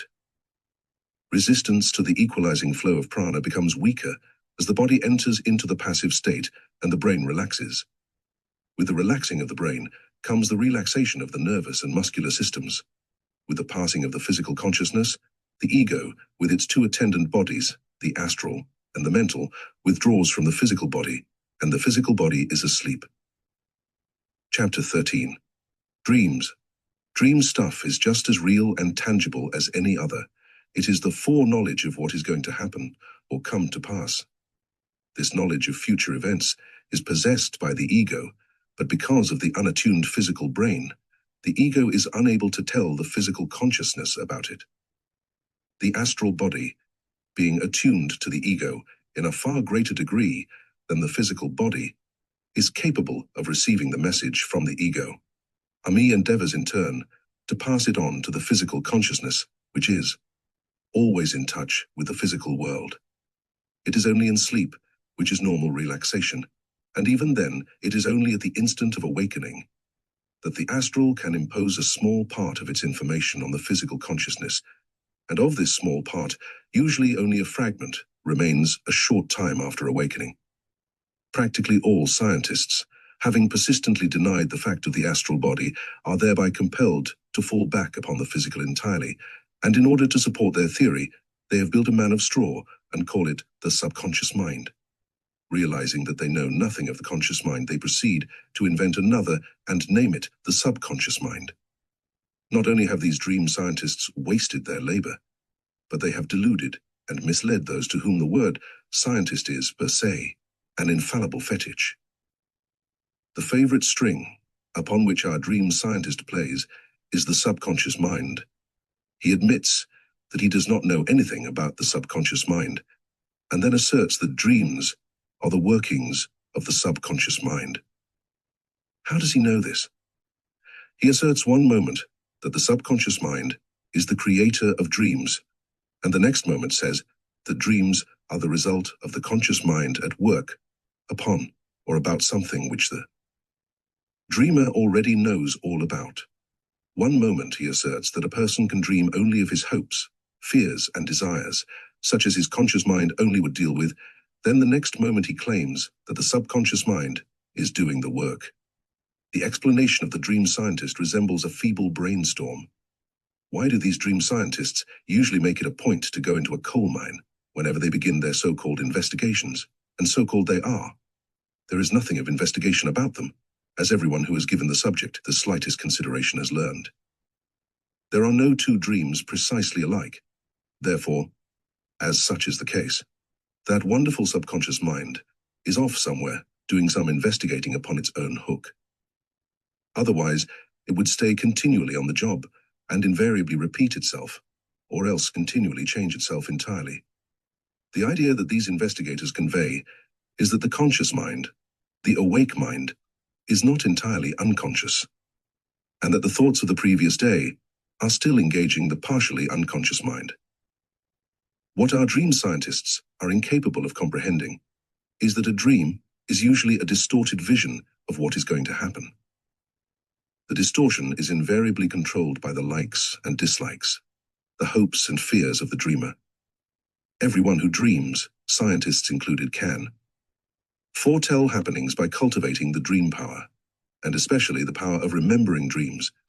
Dreams are simply the result of what our ego is endeavoring to bring through to our dull physical consciousness. The ego, then, knowing what is to happen, sends his warnings to us. Unless we have the peculiar nervous system of the psychic, we cannot in our physical consciousness receive these communications. Thus, the ego, during the time the physical body is asleep and in a state of relaxation, is functioning in the consciousness of his subtler bodies, and as the sleeper is about to awaken, causes the reconnection of the subtler bodies with the physical. The instant the connection is complete, the sleeper awakens. As the physical brain is the organ of the ego upon the physical plane, the communication is accomplished while the astral and the physical are being reunited. And while the physical is thus regaining consciousness, we receive a knowledge of certain events which will happen in the future. The physical sounds, touches of clothing, furniture, or a bedfellow are mingled with the drowsy consciousness of the awakening sleeper, and thus are formed the peculiar fantastic dreams of the average person. All clairvoyants become clairvoyant by relaxation or the setting aside of the physical consciousness, which is the same as sleep. So a dream, any dream, all dreams, are nothing but clairvoyant experience. The remembrance of a dream, whether plain or confused, is purely and simply the remembrance of a clairvoyant experience. If dreams were nothing but the reflections of the workings of the conscious mind, there could be nothing save tie with which the conscious mind was acquainted. On the contrary, the history of dreams is an overwhelming mass of testimony in favor of a superconscious or superphysical mind, literally foretelling or prophesying that which will come to pass. Usually, however, dreams are symbolical, and as no two people have the same character of dreams, nor the same type of symbols, no law may be laid down for the interpretation of dreams. Each person must be a law unto himself. Chapter 14, Power of the Mind, otherwise known as magic. The power of the mind, when working in harmony with the current of evolution and under favorable conditions, is so great that it is not fully comprehended, even by the most advanced occultists. The power of the mind, even when working contrary to the current of evolution, if other conditions are favorable, is so great as to be a source of wonder to all advanced occultists. The less advanced students of occultism, who having observed only one phase of this power, and who have many fanciful ideas regarding it, speak in whispers and awe-struck tones of the wonderful power of black magic. In their ignorance, they do not comprehend that the power or law of black magic and that of white magic are the same. White magic is the power of the mind working for an unselfish purpose. Black magic is the power of the mind working for a selfish purpose. There is only one kind of white magic. There are two kinds of black magic, the real and the apparent. To unselfishly assist another to perform an unselfish action is white magic of the highest order. To selfishly assist another to perform a selfish action is black magic of the lowest order. To unselfishly assist a person to perform a selfish act for the purpose of evolution is apparent black magic. This is a function of the Logos, and can be comprehended only by the highly developed clairvoyant. No person who attempts to influence, or does succeed in influencing, persuading, or coercing another person, in order to assist him in accomplishing an unselfish purpose, is practicing white magic.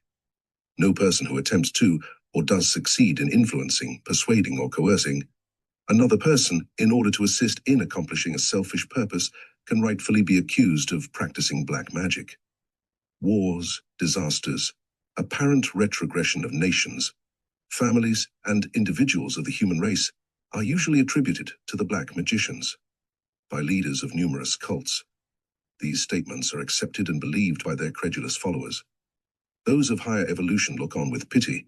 They well know that as the planetary logos has absolute control of nations, families, and individuals, no black magicians can alter or retard the resistless current of evolution, bearing upon its bosom all nations, great or small. Neither families nor individuals can be retarded in their evolution by black magic. The strongest efforts of so-called black magicians can only alter and not retard their evolution. Black magic in its true meaning is simply another name for selfishness. Black magic is therefore practiced in varying degrees by every member of the human race. The degree depends upon the stage of evolution attained. All politicians, seekers after office or preferment, all priests and preachers, all business and professional men are black magicians. All human beings on this planet are black magicians, according to their degree of evolution. Chapter 15, Thought. Thought is caused by the view or the memory of the view, sound or the memory of the sound, touch or the memory of the touch, odor or the memory of the odor, taste or the memory of the taste. Practically all clearly defined thought is caused by sight or the memory of what has been seen. As we think in pictures, if we have not seen an object, nor heard it described, no comparison can be made between the undescribed object and others that we have seen. We cannot form a thought form of it, nor about it that can be relied upon as being correct. A man who was born blind hears for the first time a strain of music. If there had never been described to him musical instruments of any kind, the hearing of the strain of music would cause no thought of musical instruments. He would associate it with anything but a musical instrument. He would associate the strain of music with some instrument capable of producing sound, which had been previously described to him. Suppose a man who had been born blind, deaf and without the sense of smell, taste or feeling, and the sense of hearing and feeling had suddenly been acquired by him. If the first sound he heard were a strain of music, there could be no thought, nothing but an indefinable sensation. If a man were allowed to examine by his sense of touch a musical instrument while it was being played, his brain would form a thought, which would be governed by the description which his sense of touch had conveyed to his brain. Any similar strain of music would cause a repetition of the original thought form. If the first instrument were a piano and another strain were played upon a violin, there would be a confusion of thought regarding both the strain of music and the instrument from which it was evoked. The same principle is true regarding the senses of taste and smell. Chapter 16, Thought Forms. These are the beat noir of clairvoyance. The partly developed clairvoyant will invariably accept the thought forms as the genuine astral. This is one of the main reasons why spiritualists are viewed with both trust and doubt by the great mass of people who have dealings with them as professional clairvoyants. The vibrations of the ego are the thoughts of the mental plane, the thought forms of the astral plane, and this in turn becomes the expression or repression of the physical plane. The physical consciousness is capable of every form of physical vibration and contact. Thought effects are of two kinds: thought forms and thought vibrations. Thought forms are usually given the greater consideration in all literature pertaining to this subject. This is no doubt because thought forms are of a more visible, and thus of a more clearly understood nature, while vibrations are of exceeding rapidity and are not so visible as the thought form. Thought forms are therefore specific, while vibrations are general. A thought form usually has a definite objective or point of focus. The power and effectiveness of a thought form depend upon the intensity and clearness of the thought as it was formulated within the physical brain. This applies also to vibrations.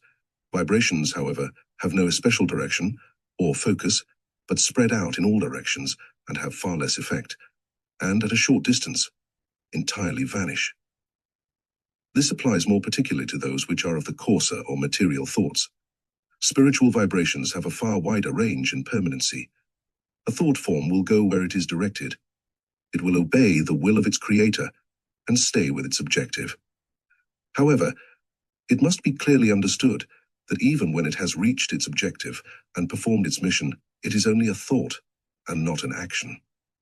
Thought forms may be poured unceasingly at another for an indefinite length of time and be absorbed by the brain of the objective person, without bringing on the slightest responsive action. A thought form which does not coincide with either a desire or an aspiration can have no effect as a cause of action.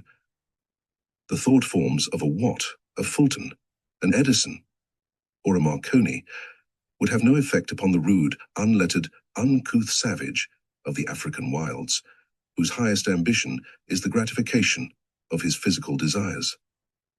Chapter 17, Willpower. Willpower, being an impersonal force wholly and solely mental, can be used only in mental efforts. Willpower has no effect upon inanimate objects. All the willpower on this planet, if gathered together, could not stop the pendulum of a clock were it directed to that purpose. But a child 2 years old could, by a slight effort of its infantile willpower, stop the pendulum by the touch of its tiny finger. The closest observation fails to show any clearly defined influence of will power upon such semi-animate objects as plants. Animals are susceptible in varying degrees, and human beings in much greater degree. Willpower differs in the peculiar method of its manifestations. It manifests or functions according to the state of evolvement of the ego, and always with greater strength in support of the leading faculties. The American Indian manifests a high degree of willpower in some ways. The white man, the Negro, the Chinaman, all manifest willpower strongly in some ways.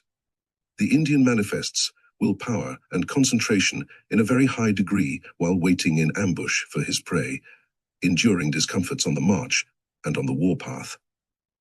He will concentrate upon any other subject than that of the discomforts, and by the use of willpower, steadfastly refuse to allow the thought of the discomfort to enter his mind. Chinamen manifest willpower and concentration under conditions requiring great endurance, and also in a most remarkable degree, in working along mechanical lines. Negro psychology is peculiar in that he uses concentration to a great extent, and willpower to a small extent in his religion. He will concentrate upon religion for hours, declare with the utmost conviction that he has attained morality and spirituality, and then on the way home from church will rob a chicken house. He will appropriate anything that presents an apparently easy opportunity and which does not involve too great a risk. The white man manifests less concentration, but more willpower in religious matters. This is noticeable as well in practically all walks of business and social life. Willpower would seem to be the real deficiency in Negro psychology. Broadly speaking, willpower would manifest as a whole, concentration as a specialty. To take as an example a single nation, willpower will manifest in that nation very broadly in the direction of the leading or ruling desires or tendencies. The French, for instance, will use willpower in the production and development of artistic articles or designs. Some individuals will concentrate upon certain effects in size, appearance, or color. Thus, we have the general and the specific artistic effects. Practically all people imagine they are willing, when in reality they are only thinking. Will is not a tangible thing. No one has ever seen will, nor has anyone the slightest conception of its appearance. It can be used both for and against any and all things. It is absolutely impersonal and incorporeal, immaterial. It is not a desire, nor an aspiration, but works with or against either of them. It would seem to be a drawing, compelling force. It is unable to manifest, even in the slightest degree, the faculty of wisdom, but achieves its best results when under the control and guidance of wisdom. Wisdom. Wisdom is an intangible thing. We cannot see it, we cannot feel it, nor can we describe it. Wisdom is undoubtedly the controlling, guiding power of the universe. Under wisdom's guidance, will and energy perform the wonders of the manifested universe.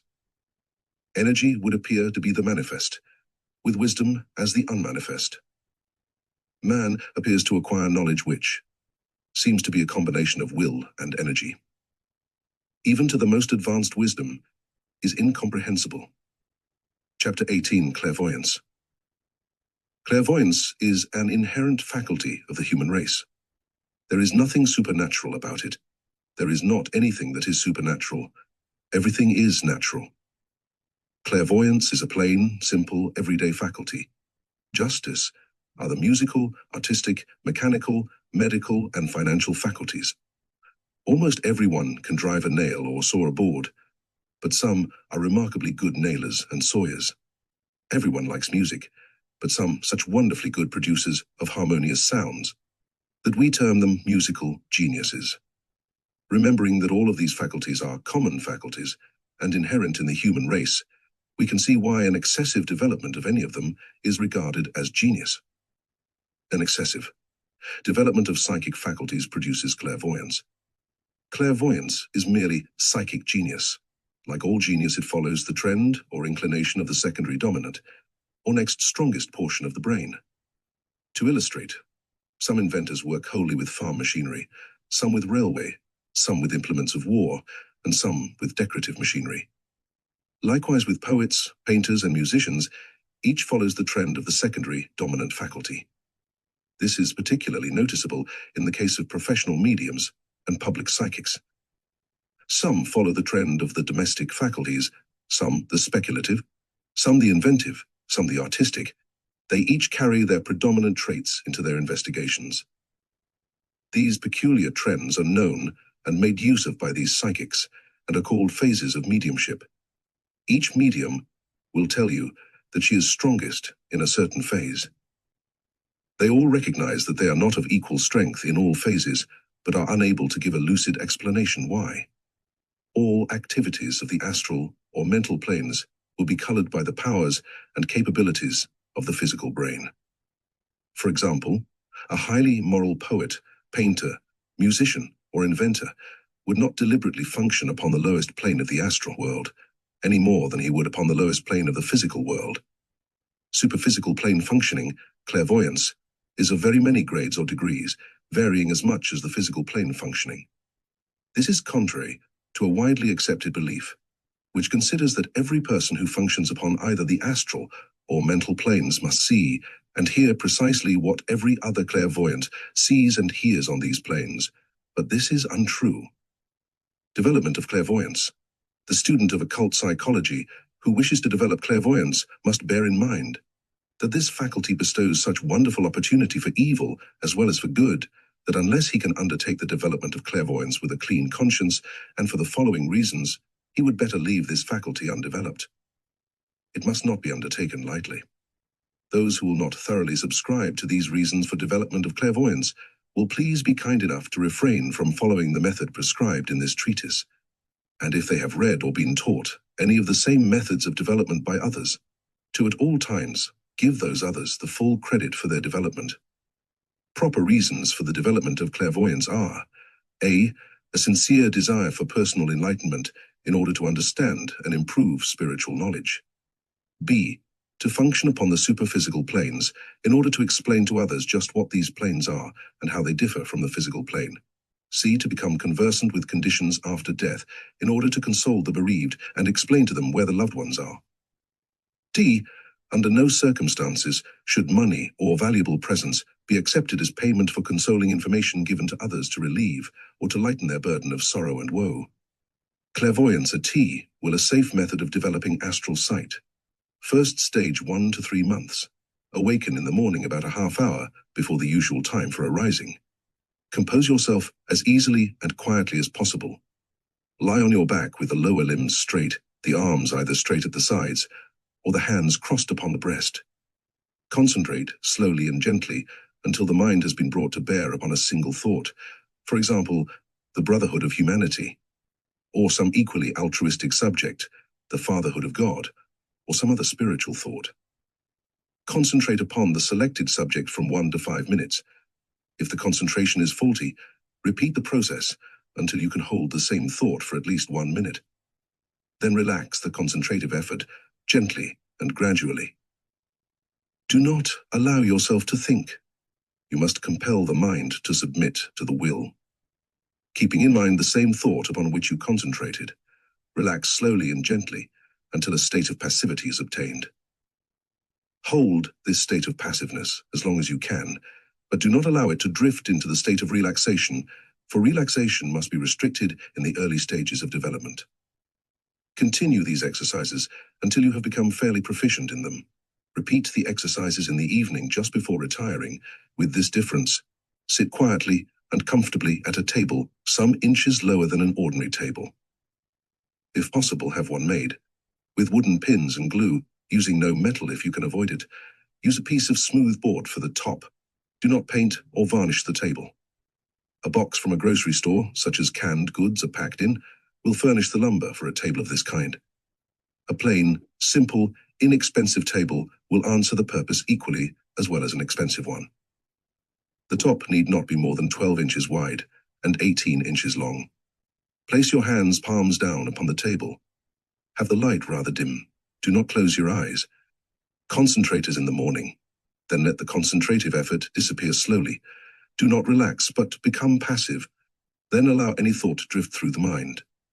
Hold none. Make no attempt to control or direct any thoughts. Let them drift. Second stage, 2 to 6 months. Continue the morning concentration as before.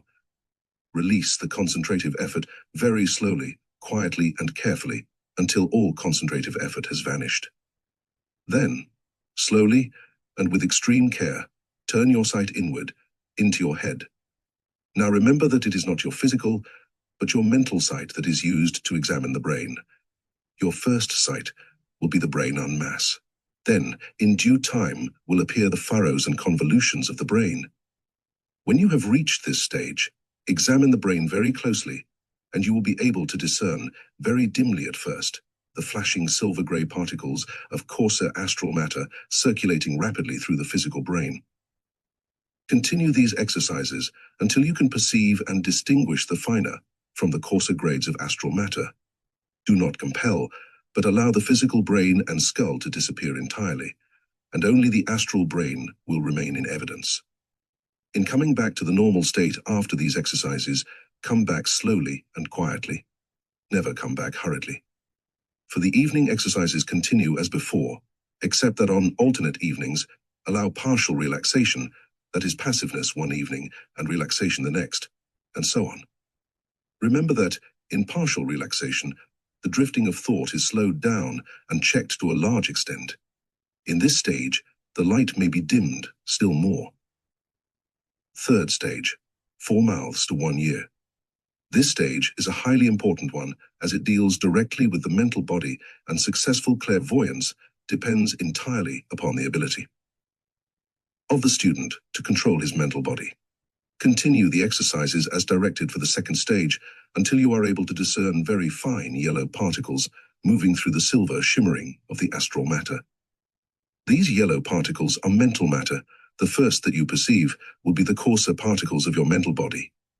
Watch closely, and when you are able to distinguish the finer grades of mental matter, allow the astral matter to disappear, and only the mental matter of the brain to be in evidence. Then when you have secured good control of this stage, extend it.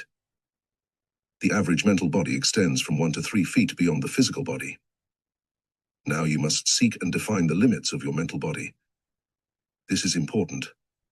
Work steadily and carefully until you have definitely determined the limits of your mental body. Continue to do this until you have this phase well under control.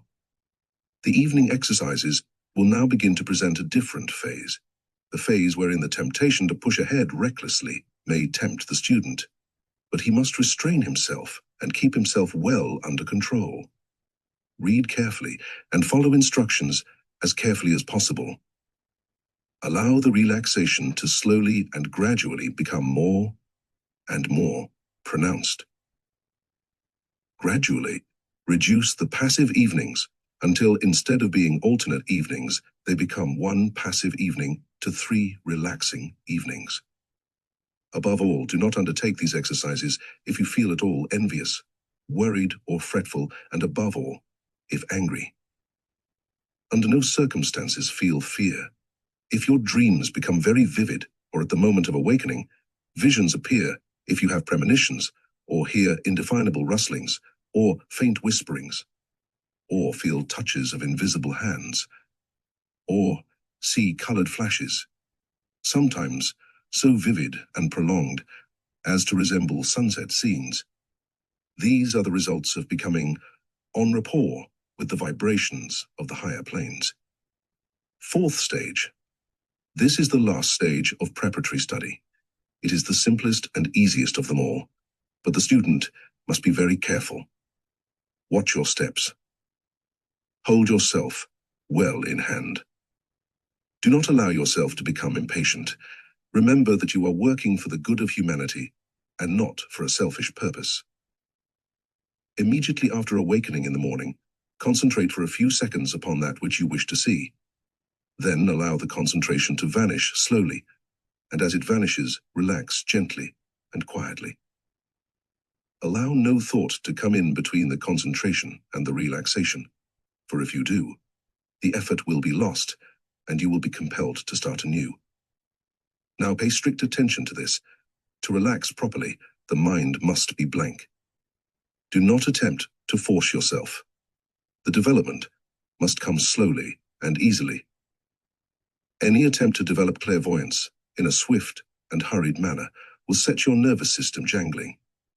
And although you may develop the faculty, the bad results arising from an overtaxed nervous system may neutralize the good, for the nervous system forced suddenly out of its normal vibration will sometimes require many months for its readjustment, and this has often been known to bring other evils in its train. Evening exercises. The light may be very dim or extinguished altogether. Sit comfortably.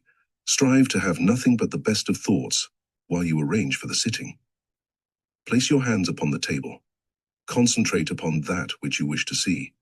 The instant that you have achieved perfect concentration, release the concentrative effort slowly and relax gently and easily, making the relaxation follow so closely upon the disappearing concentration that no thought can intervene between these two phases of mind. This is imperative for full success. A highly important point is that when you begin to see, let the scenes develop themselves, evolve, or unfold before you. Under no circumstances attempt to guess what is coming. Wait until the entire scene, or view, or unfolding has been presented to your superphysical vision. Do not attempt to force a repetition with such changes as you would desire, but bring it back to your physical consciousness precisely as it was seen by your superphysical vision. Chapter 19, Karma. Karma is the law of compensation, or law of consequence, or law of cause and effect, the law of destiny, sometimes called fate, as it is the foundation upon which is built all progress or evolvement of the human race. Apparently, the law is in itself far more rigid in the earlier stages of evolution, for the man is then barely susceptible of self-control, and will give way to temptations of all kinds, and he must receive in kind in return for what he has given out to others. As he evolves and becomes a moral man, his karma becomes easier for him to bear. When he at last perceives that as he sows, so must he reap, and awakens to the fact that he is making his own destiny by his actions, he will begin to exercise more and more control over his lower nature and begin to evolve and expand his higher nature. Practically all karma is worked out in the same incarnation in which it is made. Very seldom is karma carried over more than 2 incarnations. Were it otherwise, there would be but very little progress made by the ego. Occasionally, we find a person who claims to believe that all karma must be worked out with the person with whom it was made. Were such the case, there would be no way of working out the endless chain of cause and effect. Karma may be divided into 2 kinds, active and passive. Active karma is that with which we are directly concerned. Passive karma is that with which we are indirectly concerned. Active karma may be divided into 2 species, specific and general, birth, marriage, and death being the chief points of our existence, are specific karma and cannot be altered. Other experiences where we are directly concerned, either as active participants or passive participants, are general karma. Passive karma may be defined as participating unknowingly in the active karma of another.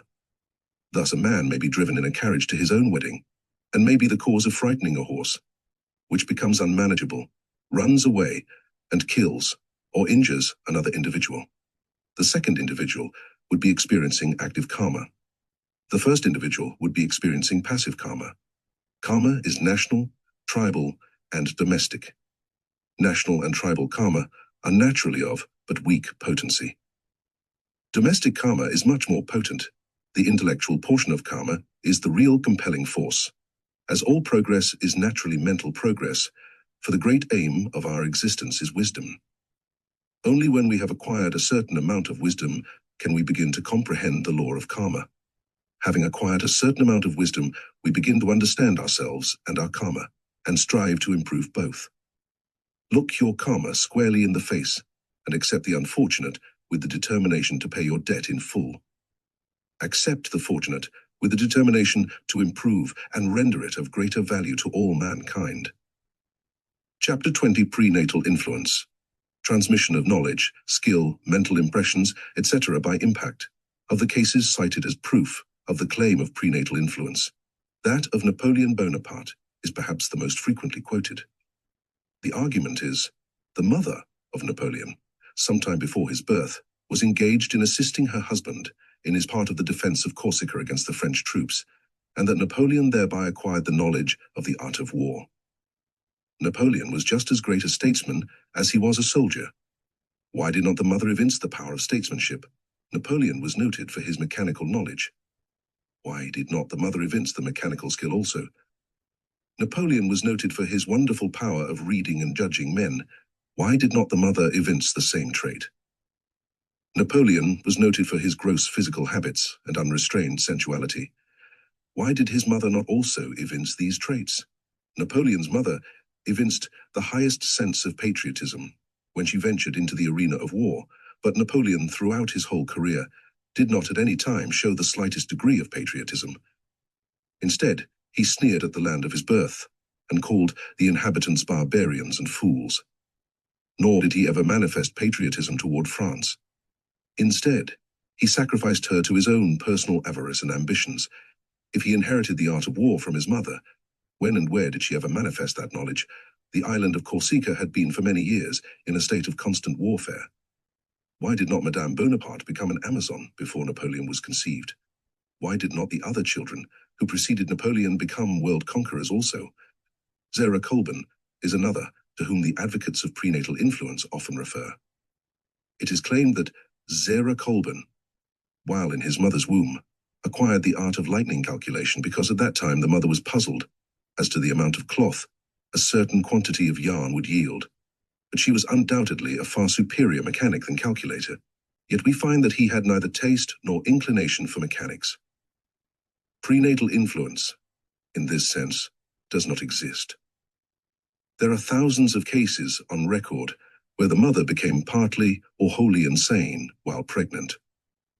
After the birth of the child, the normal mental power of the mother returned. The children born to these mothers are usually normal. If prenatal influence were a fact, many of these children would be born insane. Out of a number of cases specially observed in which prospective mothers were frightened by cattle, mad dogs, etc., in not a single instance were any of the children abnormal. Chapter 21: Environment. Briefly stated, environment is one of the inducers of progress. No normal human being, be he slave or king, has ever been satisfied with his environment. He wishes to free himself from the fetters that bind him. Were man to be satisfied, progress would cease. Dissatisfaction is the physical manifestation of the cosmic urge. We all envy the leader, and after a number of incarnations, we occupy the same place as the former leader. There is always a leader in front of us who will cause us to become dissatisfied with ourselves and aspire to his position. We never envy those inferior to us in mentality, for notwithstanding the race for wealth and luxury, the man of intellect is the man who is really envied. Every mother is in her heart of hearts far more proud of her intellectual child than she is of her wealthy one. She is far more chagrined by her child's being defective mentally than by the thought that it was born poor. Practically every one can understand the workings of the business brain, but there are few who can comprehend the workings of the intellectual brain. Every financier, sooner or later, recognizes that while he can make money, he cannot make himself a mental leader. Hence the wild scramble in later years of a financier's life to obtain the works or friendship of intellectual men, or even the poor satisfaction of donating money to pay for the intellectual and artistic efforts of those who were highly gifted. The mother in the slums dreams of the time when her beloved son will have acquired an education and will be exhibiting his mental prowess to an admiring world. The mother of the middle class, so-called, and the mother of the wealthy class have precisely the same dreams. All environment has but one urge or trend: mental development. Chapter 22. Reincarnation. Reincarnation is the law of evolution. Without reincarnation, there could be no evolution of mankind. Reincarnation is the return of the ego or human soul to another physical body, the death of the previous physical body having first released the ego for a period of time. Reincarnation, in conjunction with the law of cause and effect, usually called karma, or the law of compensation, is the law of human evolution. The ego reincarnates in a series of small cycles, ranging from 4 to 7 incarnations in each cycle, with alternating cycles. Being of itself sexless, the ego reincarnates as male and female in alternate cycles. For example, we might say as the wife of a laborer for a cycle, then as a laborer for a cycle. They thus acquire the varied experiences of each sex for the corresponding cycles of the stage of evolution in which they are functioning. This applies to all cycles and stages of evolution. An ego does not in any one incarnation function in all faculties that it has carried over from previous incarnations, but can and does blend the last stages of a past cycle with the first stages of a present cycle. As a frequent example of this blending, we see perhaps more noticeably that of a man who, having passed the artistic cycle, is developing into the literary cycle. This man would not be a great artist himself, but would manifest as a critic of the artistic efforts of others. Having passed the artistic cycle and just entering the cycle of literature, he will very naturally turn his budding talents into that course with which he is most familiar, and will blend the dominant faculties of the past with the budding faculties of the present. There are numberless volumes written on the subject of reincarnation. The reading of some of the standard works upon this subject is advised. Chapter 23.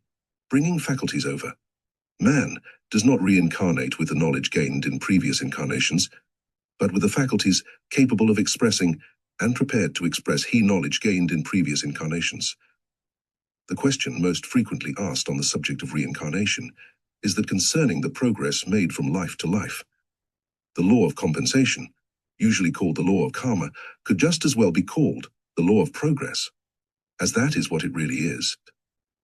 No man becomes noted as an occultist, poet, artist, musician, inventor, statesman, soldier, or financier by accident. Man does not jump from peasant to prince, from the ignorant laborer to the capable inventor, from the petty tradesman to the financial giant, from the man who does not know the difference between one tone of music and another to a musical genius. A man who can scarcely distinguish one color from another cannot mount to the artistic genius, nor from the rude, unlettered man to the poetic genius, nor from the ignorant fanatic to the occultist.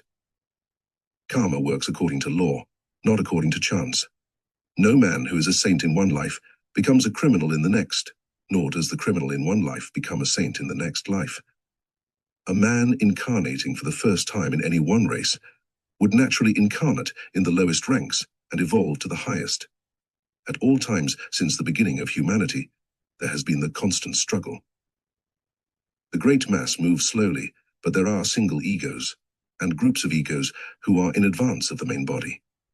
This main body, or mass of average egos, is not a straight-lined, well-ordered body as a body of well-drilled soldiers, but a confused, shifting, constantly changing mass. Behind this great mass, there are also groups and single egos. These stragglers are those of later individualization. The individuals and groups in advance are the leaders in thought and action. Far in front are the leaders of thought. After them comes the second class of thinkers and the leaders of action. Next come all grades of thinkers and men of action, and those who combine thought with action. Chapter 24. Hypnotism. This is a very fascinating subject with nearly all beginners of psychic research. It is usually one of the first experiments tried in a class gathered for the study of psychic phenomena. A large number of the experiments which are reported to and circulated among the friends and acquaintances of the students as being of a most wonderful and startling nature have but little basis of fact. There are numbers of people who have what is known as the power to hypnotize, and there is a large number of people who have the power to be hypnotized, but not everyone has the power to hypnotize others, nor has everyone the power to be hypnotized by another. The physical of a subject in the hands of an expert operator is in a state of semi-trance. Complete trance would make the brain irresponsive to any suggestion whatever. The hypnotic state ranges from the hypnotic sleep to the most violent activities of the physical body. The limitations of the hypnotic state are twofold: first, and positive. The limitations of the subject's brain, second, and negative. The limitations of the operator's brain. It has often been stated by students of occult law that an operator can compel the subject to do just what he, the operator, would want the subject to do. This is wrong. The operator is limited by the subject's body and brain. The subject is not limited by the operator's brain. Take, for example, an operator who knew nothing whatever of artistic matters, yet had an artistic genius for a subject. Can we suppose that this inartistic operator ordered this artistic subject to paint a picture, that because of the fact that the operator was not a painter, the artistic genius would be unable to mix and apply the colors properly? An operator who is a fluent speaker cannot take a subject who is a stammering, uneducated bore and make a fluent, polished speaker out of him, merely by commanding him to become such, nor when ordered to speak by a stammering operator will a polished, fluent subject become a stammerer and be unable to express himself upon the subject selected. No minor faculty of the subject's brain can be temporarily enlarged nor strengthened into a major faculty. An expert surgeon who is an expert hypnotic operator would not trust the scalpel to the hands of a most expert hypnotic subject who was without any knowledge of his own regarding the human anatomy, and would not order the subject, while the subject was under hypnotic control, to perform a particularly difficult and dangerous operation. An artistic genius who is also an expert hypnotist would not give into the hands of an expert hypnotic subject a masterpiece nearly finished, one which a few false strokes of the brush would ruin. He would not trust that the releasing of the pressure on the weak, artistic faculties of the subject would enable a person totally ignorant of art to finish the masterpiece.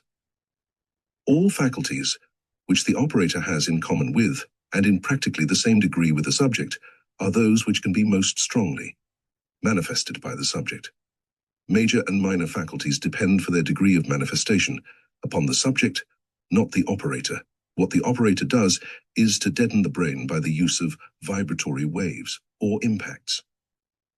This cannot be done if there is active bodily resistance, but should the active resistance become spasmodic or periodic, a skillful operator can gain control by using the periods of lull or partial passivity, while the subject is preparing for a renewal of his efforts.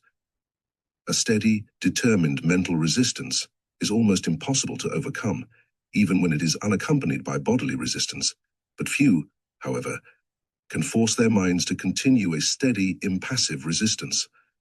The operator directs the vibrations in a steady, constant stream at the brain of the intended subject, and when there is a lull or weakening of the resistance, the attacking waves speedily beat down the weakened defense of the subject and bring him under control.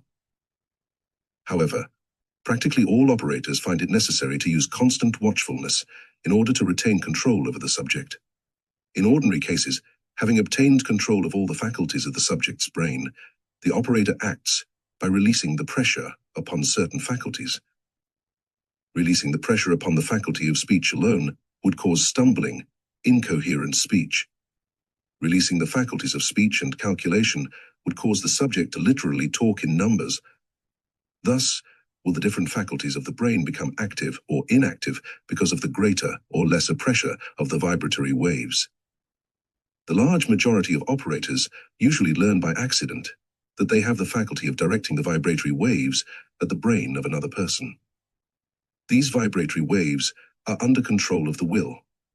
Very few operators, however, attempt to investigate the peculiar power that they possess. With some few, the faculty increases with time, but most people become chary of the power and only use it in cases of emergency. With a great majority, the power decreases with age and finally disappears altogether. Some, as time wears on, actually begin to disbelieve that they ever possessed the faculty. Hypnotic sleep. Hypnotic sleep cannot be self-induced. Relaxation, normal or abnormal, can be self-induced. Methods of hypnotism are so well known that it would be useless to give any directions. Every student of the occult is familiar with at least one system of procedure, and minor details are of little value, as each one in this, as all other things, is a law unto himself. The practice of hypnotism is something which should be confined to reputable psychologists and physicians, as the train of evils, which follow in the wake of indiscriminate hypnotism, is large. Chapter 25, Materialization. Materialization is a subject upon which there is such a vast diversity of opinion that it is almost impossible to obtain a clear or definite understanding of what is meant by the term. The word materialization is used so loosely that it covers everything from the astral to the physical. The proper meaning of the term materialization, as used in spiritualistic circles, implies a solid or flesh and bone appearance of what was a disembodied astral or spirit, which it is claimed took on a flesh and hun appearance for the express purpose of meeting relatives or friends who are still inhabitants of the physical plane. This materialization is supposed to be an exact replica of what the physical body was during its existence on Earth. The law of the Logos is that the human body shall come upon this earth in one way, and one way only. This law is absolute. The explanation usually given by the believers in materialization is that certain friends of the medium, friends who are inhabitants of the astral plane, have, in conjunction with the medium, the power of controlling certain vibrations. These vibrations are slowed down until they become physical matter, and as they begin to become physical matter, are directed to assume the figure which the medium desires to materialize. This being accomplished, the materialized form proceeds to recognize, speak to, and clasp hands with, or otherwise touch, friends and relatives, who recognize the form as that of their departed friend or relative. Any attempt to explain to or reason with the believers in materialization is met with the statement, and it is a truthful statement, that they have seen these bodies and know it to be a fad. It is a waste of time to try to destroy their belief in materialization. Chapter 26, Etherealization. Etherealization is a far more frequent occurrence than the majority of students and investigators of occultism are aware. Etherealization is frequently confused with and considered as being materialization. They are not the same. Materialization, except through conception and birth, is an impossibility. Etherealization is not only possible, but a very frequent occurrence. It is, as its name implies, an appearance of a body formed of etheric matter. Etheric matter is a very fine grade of physical matter. It might be termed the connecting link between the physical and astral planes. While not so fine as the matter of the astral plane, it is far too subtle to be seen by the ordinary physical eye, even with the assistance of the most powerful optical instruments. What is known as nature spirits, fairies, brownies, elves, and pixies are the chief contributing cause of etherealization. These entities, the fairies, brownies, and the like, are members of an evolution of which we know nothing. We meet them on the astral plane only. Many theories have been advanced to account for their presence upon the astral plane, but we have learned nothing definite concerning their cycle of evolution. As we meet them only on the astral plane, that plane is evidently the only point of contact between the two cycles of evolution, theirs and ours. As no astral body can contact the physical consciousness, it is evident that no astral can accomplish the feat of etherealization. What occurs is that an astral medium, with the assistance of the physical medium, enlists the services of one or more nature spirits or fairies. These entities have, when acting in conjunction with the astral and physical mediums, the faculty or power of forming of the coarser matter of the astral plane and the finest matter of the etheric plane, a form of misty, shadowy appearance. This form is invisible to ordinary physical sight. The patron at the séance sees it because of two main reasons. First, that the patron has good but undeveloped power of clairvoyance, and the surroundings being conducive to clairvoyance, he readily sees the etheric form. The other reason is that in addition the patron may have his unused and dormant faculty of clairvoyance aroused by grief and love, and an intense desire to behold once more the form and features of the departed loved one. Thus stirred and stimulated, the dormant psychic powers become active, and the patron becomes temporarily clairvoyant and is enabled to see the etheric form. Unaware of the fact that they were temporarily clairvoyant, the patrons believe that what they saw was a physical form, a material organism, and that they saw it with their physical eye. As the nature spirit, because of advice and instructions from both the physical and astral medium, can shape the matter of the etheric plane around itself in the likeness of the departed one. Those present who see the etheric form firmly believe that they have seen the material form and features of the departed one. Temporary clairvoyance is also the cause and reason for ghosts, apparitions, hobgoblins, and spooks. Some people who have the clairvoyant faculty large behold the ghost or apparition of a loved one at the instant or a short time after the loved one has died, or some serious accident has happened to him. The intense thought at the moment of death, or when a person is injured and is lapsing into unconsciousness or stupor, reaches the loved one yet on the physical plane. The psychic faculty is excited, and temporary clairvoyance is manifested. That this is the case is evident from the fact that out of every 100 accidental deaths, one will be revealed to some loved one. The reason that not more are revealed is that their clairvoyant faculty is very weak, and also because of the fact that the physical plane person is so busily engaged in active mental work that he pays no heed to it whatever, just as a listless person or one who is too busy does not hear what others say to him in everyday life. Chapter 27. Obsession. The grade and varieties of obsession, so-called, differ with each subject. Nearly all writers upon occult subjects are very much confused in their statements. They group insanity, possession, and influence all together and call the combination obsession. For this reason, obsession is a word Thai occultists would do well to drop, as it is very misleading. It really expresses nothing to a careful investigator of occultism. What practically all writers on occult subjects mean when using the word obsession is partial, temporary influence. Sporadic obsession would be what is known as temporary aberration of mind in its most virulent form. Constant obsession would mean incurable insanity and would not be obsession, but possession, as the influencing ego would have. Complete control of the brain of the subject, it would mean the complete subjection and enslavement of the subject's ego. That is occultly impossible, as no ego can be dispossessed of his physical brain and body except by the natural means, death. Nearly all cases of insanity are caused by injury to the physical brain. It is usually a blood clot which obstructs the blood vessels and presses upon the delicate nerves, which ramify through the brain. This prevents the ego from manifesting through the physical brain in the normal manner, just as the organist is prevented from manifesting through a clogged, disconnected, or defective pipe, or a piano with an injured string, hence the peculiar thoughts and actions of the afflicted person. Astral entities have nothing to do with this species of mental irresponsibility. A small blood clot may form in the brain and be a cause of dementia. It may increase in size and thus cause total insanity, or it may be absorbed and become almost harmless. A blow on the head may produce a slight inflammation, which will persist for years as a slight local inflammation. Then perhaps an unknown cause may make the inflammation increase or spread, and, in a comparatively short space of time, affect so great a portion of the brain as to produce total insanity. Epilepsy is considered by many as simply obsession, but in cases of genuine epilepsy, there are but very few recoveries, as the stomach, heart, and solar plexus are all affected, and with the ordinary means of treatment, there is but small hope of cure. Obsession, so called, can readily be removed from the subject, provided that the subject really desires the influence removed.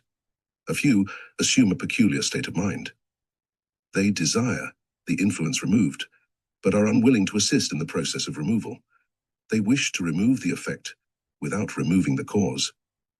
Practically all those who are subject to this influence are very desirous of freeing themselves from its distressing effect.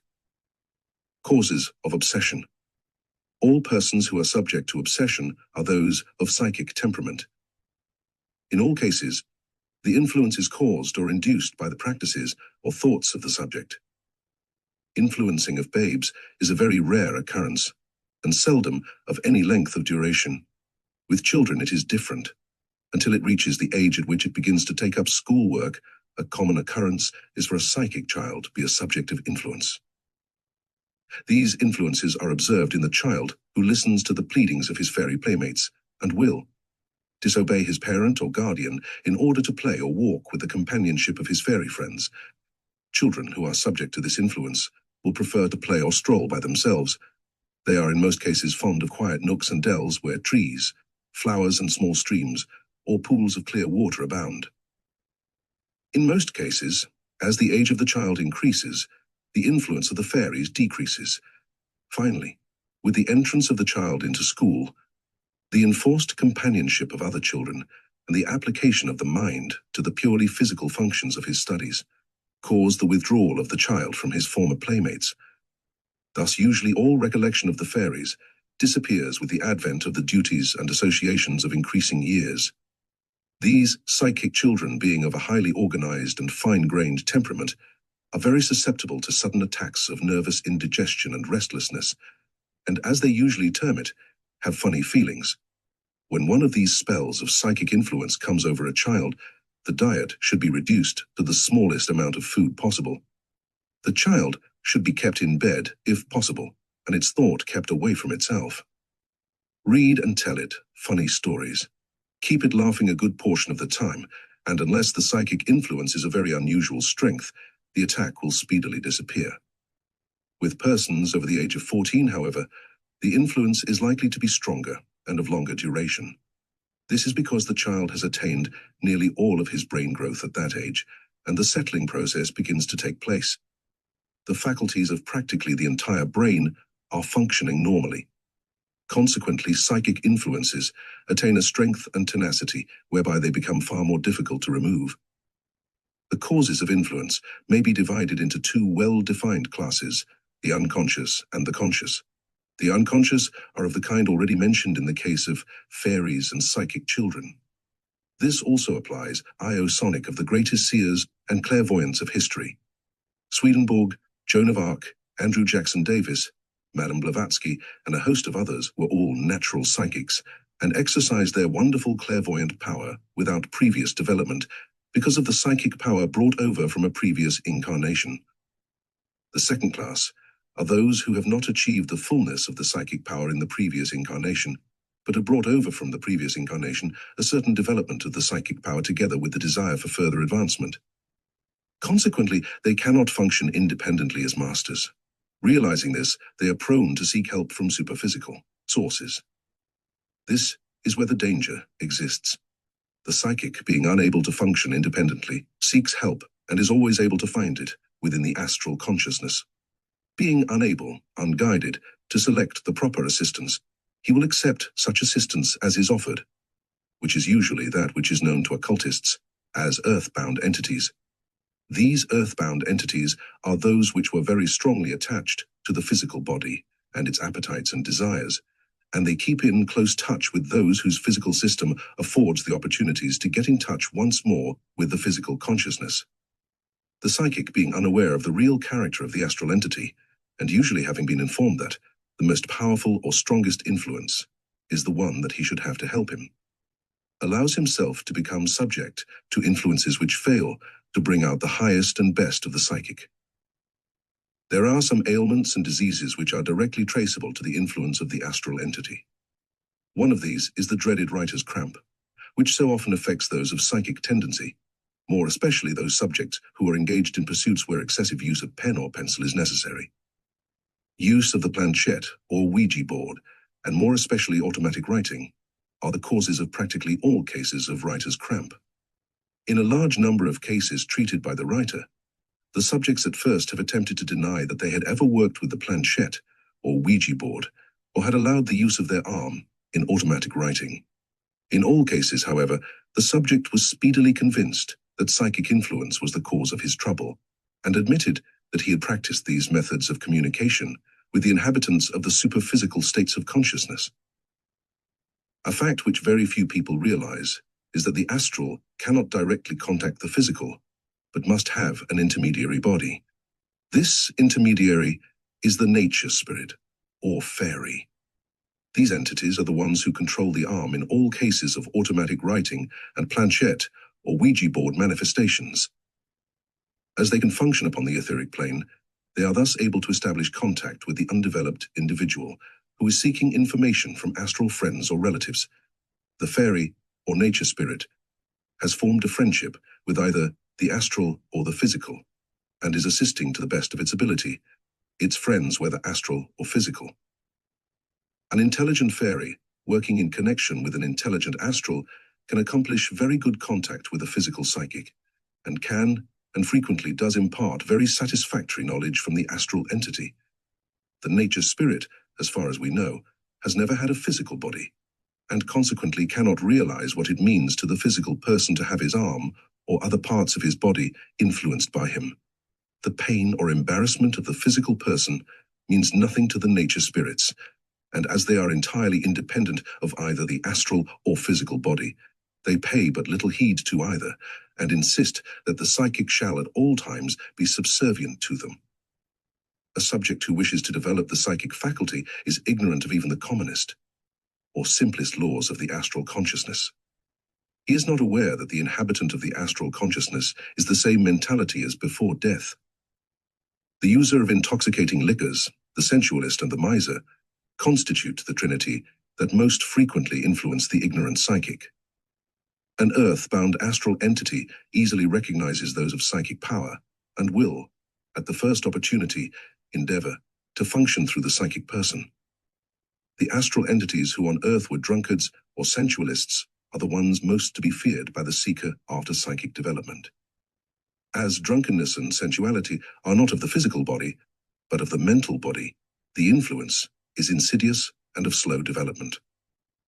With the increase of rapidity of the brain vibrations inherent with the development of the psychic faculties, the influence becomes more noticeable, and unless the psychic has good self-control, the results are not, as a rule, gratifying. Nervous hysteria and nervous twitchings and jerkings of the limbs are also caused by astral influence. In writers' cramp, the influence is sometimes so strong as to partially disable the victim. The arm is invariably entered by the influence at the elbow, and the efferent nerves are taken possession of by the influencing entity. The thumb, the index and middle fingers are usually the ones most affected. Sometimes the wrist, and in some cases, the forearm from the elbow to the fingertips, is affected with numbness and with a tingling sensation running along the entire nerve distribution. In very few cases is the entire arm affected. In a large number of eases, the influence gradually fades away and finally disappears as the influencing entity, because of its progress, loses its desire for the physical contact. If there is no one at hand who is capable of removing the influence from the subject, a low non-stimulating diet, cheerful company, and a determined and persistent refusal on the part of the subject to submit will usually effect a cure in a short time. One thing, however, must be taken into consideration, that the vibrations of the physical brain having been increased in rapidity, the subject is never the same person in either body or mind afterward. Literature dealing with the higher morality and spirituality should be read constantly. Chapter 28, The Astral Plane. The subject of this lecture is the astral, or as Theosophists term it, the emotional plane or body.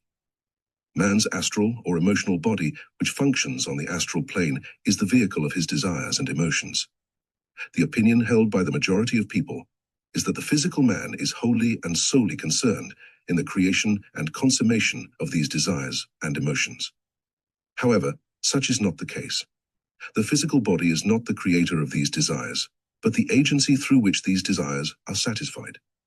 The astral plane is that which is constantly referred to as the plane of the fourth dimension.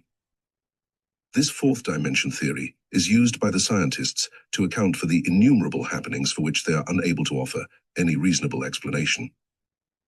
The ordinary person refers to these happenings in the same manner. If there is an appearance of either etheric or astral forms, they refer to them as ghosts or spooks. People of this class are usually those of meager training, those who have not yet evolved sufficiently to think or act independently, and therefore are in word and thought merely the replica of their teachers, whose knowledge is no greater than their own. The astral plane is as purely physical as the everyday physical world which is in evidence around us, in which we function throughout our brief span of physical life. The most powerful faculty of the brain in every human being the faculty of functioning upon the astral plane is inherent. It is a faculty, precisely the same as other faculties, and depends for its manifestations, as do other faculties, upon the development of a certain portion of the brain. Upon the development of this faculty rests all power of achievement, but the person who would unfold this faculty and bring it into use for the purpose of personal gain or any selfish purpose would thus develop a Frankenstein, a force for evil which, if not held under control by the moral and spiritual power of the individual, will eventually prove a curse instead of a blessing, and the incarnation in which this takes place will leave its trace of a blighting hand upon more than one succeeding incarnation. Functioning upon the astral plane is most ardently desired by practically all who become acquainted with the possibilities of astral sight, but relatively few have succeeded in attaining it. It is perhaps as well that this is so, for the ability to function upon the astral plane should be sought and cultivated only by those who possess a large endowment of this faculty, and these only when the other faculties of the brain are powerful enough to support the explorer of the astral region. The faculties which should be strongest are those of independence and individuality, for blind faith or unquestioning veneration are as ropes of sand in times of astral storm and stress. The occult student must realize that those astrals of human origin are the same as he is, merely man, and unless he knows who and what these astrals are whom he will meet in his journeyings on the astral plane, he himself must be his own guide, his own man, and not slavishly yield himself to the whims and wishes of those whom he will meet. Occult students who wish to function upon the astral plane must learn first and most important of all, that the ordinary method of developing this faculty, submission, is the wrong method. The faculties of the higher or mental plane must be brought into action first. Only then is it safe for the ordinary occult student to journey forth upon the astral plane. Slowly gaining astral vision, the student wanders in a maze of strange scenes, compared to which his wildest and most fantastic dreams are commonplace realities. Astrals approach, some walking, some drifting, some swiftly sailing as it were. Astrals of trees, buildings, obstructions of all kinds loom up on every side. To see the astral entities interpenetrate or literally drift through those apparently solid obstructions are experiences which the average student, when he regains the physical plane, is half inclined to disbelieve ever having occurred. However, as the ability of the student to function on the astral plane increases, these experiences become commonplace and natural. The student learns to speak and is spoken to, recognizes friends, and is recognized by them. He views happenings taking place far and near, for as there is no obstruction to astral form, so there is no obstruction to astral sight. Space is perhaps one of the most sinking things the student of astral matter lies to consider. The clairvoyant can see as near or as far as he wishes. Sleep does not appear to be a requirement of the astral plane, nor is there any desire for it. Neither food nor drink is used, but the desire for it is prevalent up to certain subplanes. Every existent physical form has its astral counterpart. Every non-existent or destroyed physical object has its complete picture in the Akashic records. Time, as we know it, is practically non-existent. Thought forms are very abundant, and it requires considerable practice to distinguish between a strong coherent thought form and some of the weaker astral bodies. The aura, so-called, has been the subject of much discussion and delusion. It is simply that part of the astral and mental bodies extending beyond the physical body. When the astral body is the controlling element, whether permanent or temporary, the astral particles are seen to be in constant rapid motion, with a display of frequent flashes of color. With the mental body in control, the astral body is comparatively quiet, depending upon the line of thought that the mental body is pursuing. As to the relative value of the different schools or methods for the development of astral sight, these schools differ far more than is generally supposed. At least two of them proceed along rather indirect lines, and as a consequence, the results are of weak, uncertain quality. Their development as healers is nothing more nor less than a weak, uncertain effort to develop astral sight. Their weak, stumbling methods are the direct consequence of partial development. Other schools bend every energy toward the development of astral sight, and by their energy and determination, succeed in developing astral sight in a few short months, whereas at least 75% of the sensitives should have had slow development and careful training. The use of rough and ready methods is responsible for a large number of partially developed psychics who bring this faculty into disrepute. True occultism, however, differs radically from all other schools. The true occultist knows that the development of clairvoyance before the proper development of the higher faculties is certain to produce results which are far from pleasant, both for the unfortunate one and the friends and relatives from lecture delivered at Dallas, Texas, November 1917. Chapter 29, The Astral Life of an Adept. The question as to the duration of the stay of the adept, or initiate upon the astral plane, is constantly being asked. This question can be answered only in a general manner. For the ordinary person, the length of stay on the astral plane is, roughly speaking, about 1/2 the length of life upon the physical plane. In the case of an adept, or initiate, the length of stay is very much reduced, as but few of them desire a prolonged astral period. Highly evolved adepts can reincarnate almost at will, and as they seldom desire a rest period, they rarely enter the heaven world, and even then, only for a very short period of time. This seems incomprehensible to the average individual, but every highly evolved clairvoyant knows that it is a fact. The adept works constantly, whether upon the physical or the astral plane. Occultists and mystics. The question is often asked, what is the difference between an occultist and a mystic? The question is natural. The answer is simple. The mystic is one who has not yet acquired the knowledge necessary for adeptship. The majority of poets are mystics. The large majority of writers upon occult subjects are mystics, and will shortly evolve into occultism. Dual personality. There are no dual individualities, neither are there dual personalities. Dual personalities are always 1 part fact and 9 parts fiction. Practically all of the men who investigate the cases of so-called dual personalities are incompetent for this purpose, as they are almost entirely ignorant of what the mind is, and consequently bamboozled from start to finish. They are unaware of the fact that each man manifests himself as numerous manifestations of his one mind, and consequently we are not singular or dual, but multiple. That all of us are positive and negative in the many faculties of the brain is so plainly evident that it seems incredible that men, otherwise intelligent, would gravely assert that there are dual personalities. Every dancer can dance modestly or immodestly. Every writer can write with morality or with lewdness. Every painter can paint holy or obscene pictures. No one would assert that the dancer, writer, or artist is a dual personality. Yet each one must undoubtedly have entered into the spirit of dance, writing, or picture in order to produce it. There is no law of opposites. Cold and darkness are synonymous and constitute the positive element. Light and heal are synonymous and constitute the negative element. Darkness is the eternal, the omnipresent. Light is the localized, the created, the evanescent. Male and female are not opposites. So far from being opposites, they are identical in all save a small portion of the physical body.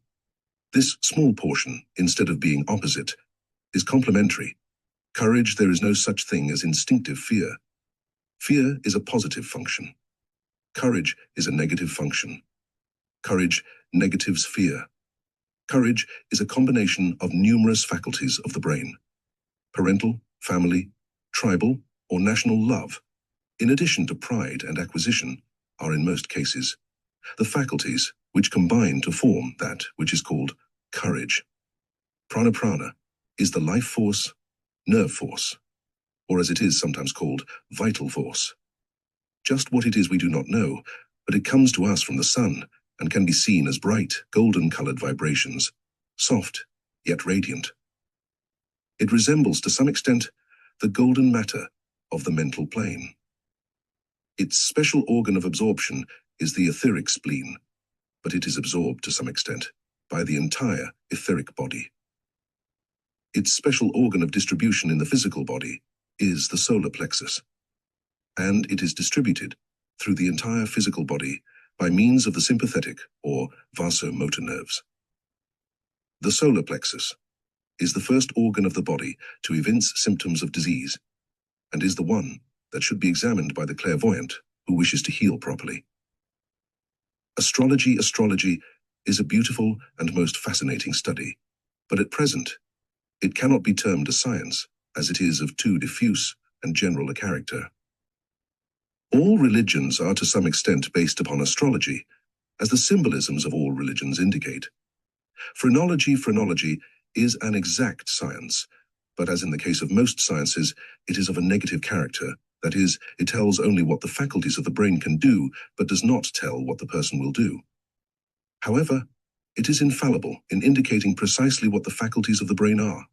Studied in connection with its handmaid, physiognomy, it is of the highest importance in the training and education of the young. It should be studied and practiced by all who have jurisdiction over the young, as the brain is the organ of the mind. Anything that indicates the faculties of the brain should be utilized. Palmistry. Palmistry is unquestionably the most useful, and at the same time, the least understood of the occult sciences. To a thorough student of palmistry, the subject is as an open book, and can be read with marvelous accuracy, surpassing phrenology, because it tells not only what the subject can do, but also what he will do. It far surpasses astrology, which is at its best, but general, while palmistry is specific, and when used by a master, is infallible. Appendix. Evolution is a slow, continuous process. Those whose achievements have been greater by reason of their advancement beyond the average are usually termed old souls, not because of their greater age, but because of their greater knowledge, for there can be no progress without knowledge. By knowledge is not meant mere belief, for that is a condition denoting lack of knowledge, but the actual knowledge gained by the individual from functioning within the superphysical states of consciousness. Aspirants for illumination are those who have evolved far beyond the average or mass of mankind. They are the advanced souls who have strength to stand alone, and who wish knowledge in order that they may assist the evolution of the rest of mankind. They are those who realize that knowledge is the way of evolution. They are those who have attained the clearness of vision, so necessary for the step which will place them in the van of evolving humanity. The qualifications for the aspirant are not many, but few are willing to take the step which will change the unreal into the real. Many would rather cling last to the darkness of ignorant belief than accept the bright light of knowledge. An aspirant must be one who strives to place self to the rear, who will endure the scoffings, scoldings, and alludings of others, and the ill-concealed wonder and contempt of friends, and acquaintances who have not yet found the straight and narrow path. An aspirant must be one of those who has evolved beyond the vanity of personal adornment, the mad desire for wealth, and beyond sex desire for the gratification of passion. Love for humanity is the key tone of an aspirant for illumination. That is the step which marks the evolved soul as a willing and competent pupil of the higher intelligences. An illuminant is an evolved soul who, through the teachings of an adept, has acquired the knowledge that is necessary in order for him to be received as a pupil by the hierarchy. This knowledge cannot be imparted by books. It must be acquired by actual, direct, personal teachings. After the illuminant has been accepted by the hierarchs as a pupil, he must progress even faster than before. Greater knowledge and more power are slowly but surely acquired by him, as long as he continues to serve the cause of humanity. As the illuminant progresses further, he becomes an initiate or adept. As he advances, he will find that the path, the straight and narrow way, at times will seem unending. The stones will seem sharp, but with perseverance and a heart devoted to the cause of humanity, he will reach a point where straight ahead he can see the beautiful gleaming of the first diamond, the first initiation. When he has reached that point, he has been accepted by the hierarchs as one of their teachers, and becomes an initiate or adept. If the illumination is acquired rather early in life, and the illuminant proves himself worthy, the first initiation is given in the same incarnation. The second initiation is far more difficult to gain. The third, fourth, and fifth are correspondingly hard to attain, as the requirements increase in proportion to the degrees of initiations taken. the knowledge and power of the initiate increase as his number of initiations grows. These powers are scarcely dreamed of by the unevolved. Practically all adepts work in secret, with a small number of pupils who have been either selected by them or directed to them by the hierarchs. When the pupil is ready, the master is there. After the initiate has taken 5 degrees, he becomes a great initiate and has acquired vast knowledge and obtained marvelous power. This path is open to all who wish to tread thereon, and nothing is required of the aspirant but a desire for knowledge, which will be used solely to help mankind evolve.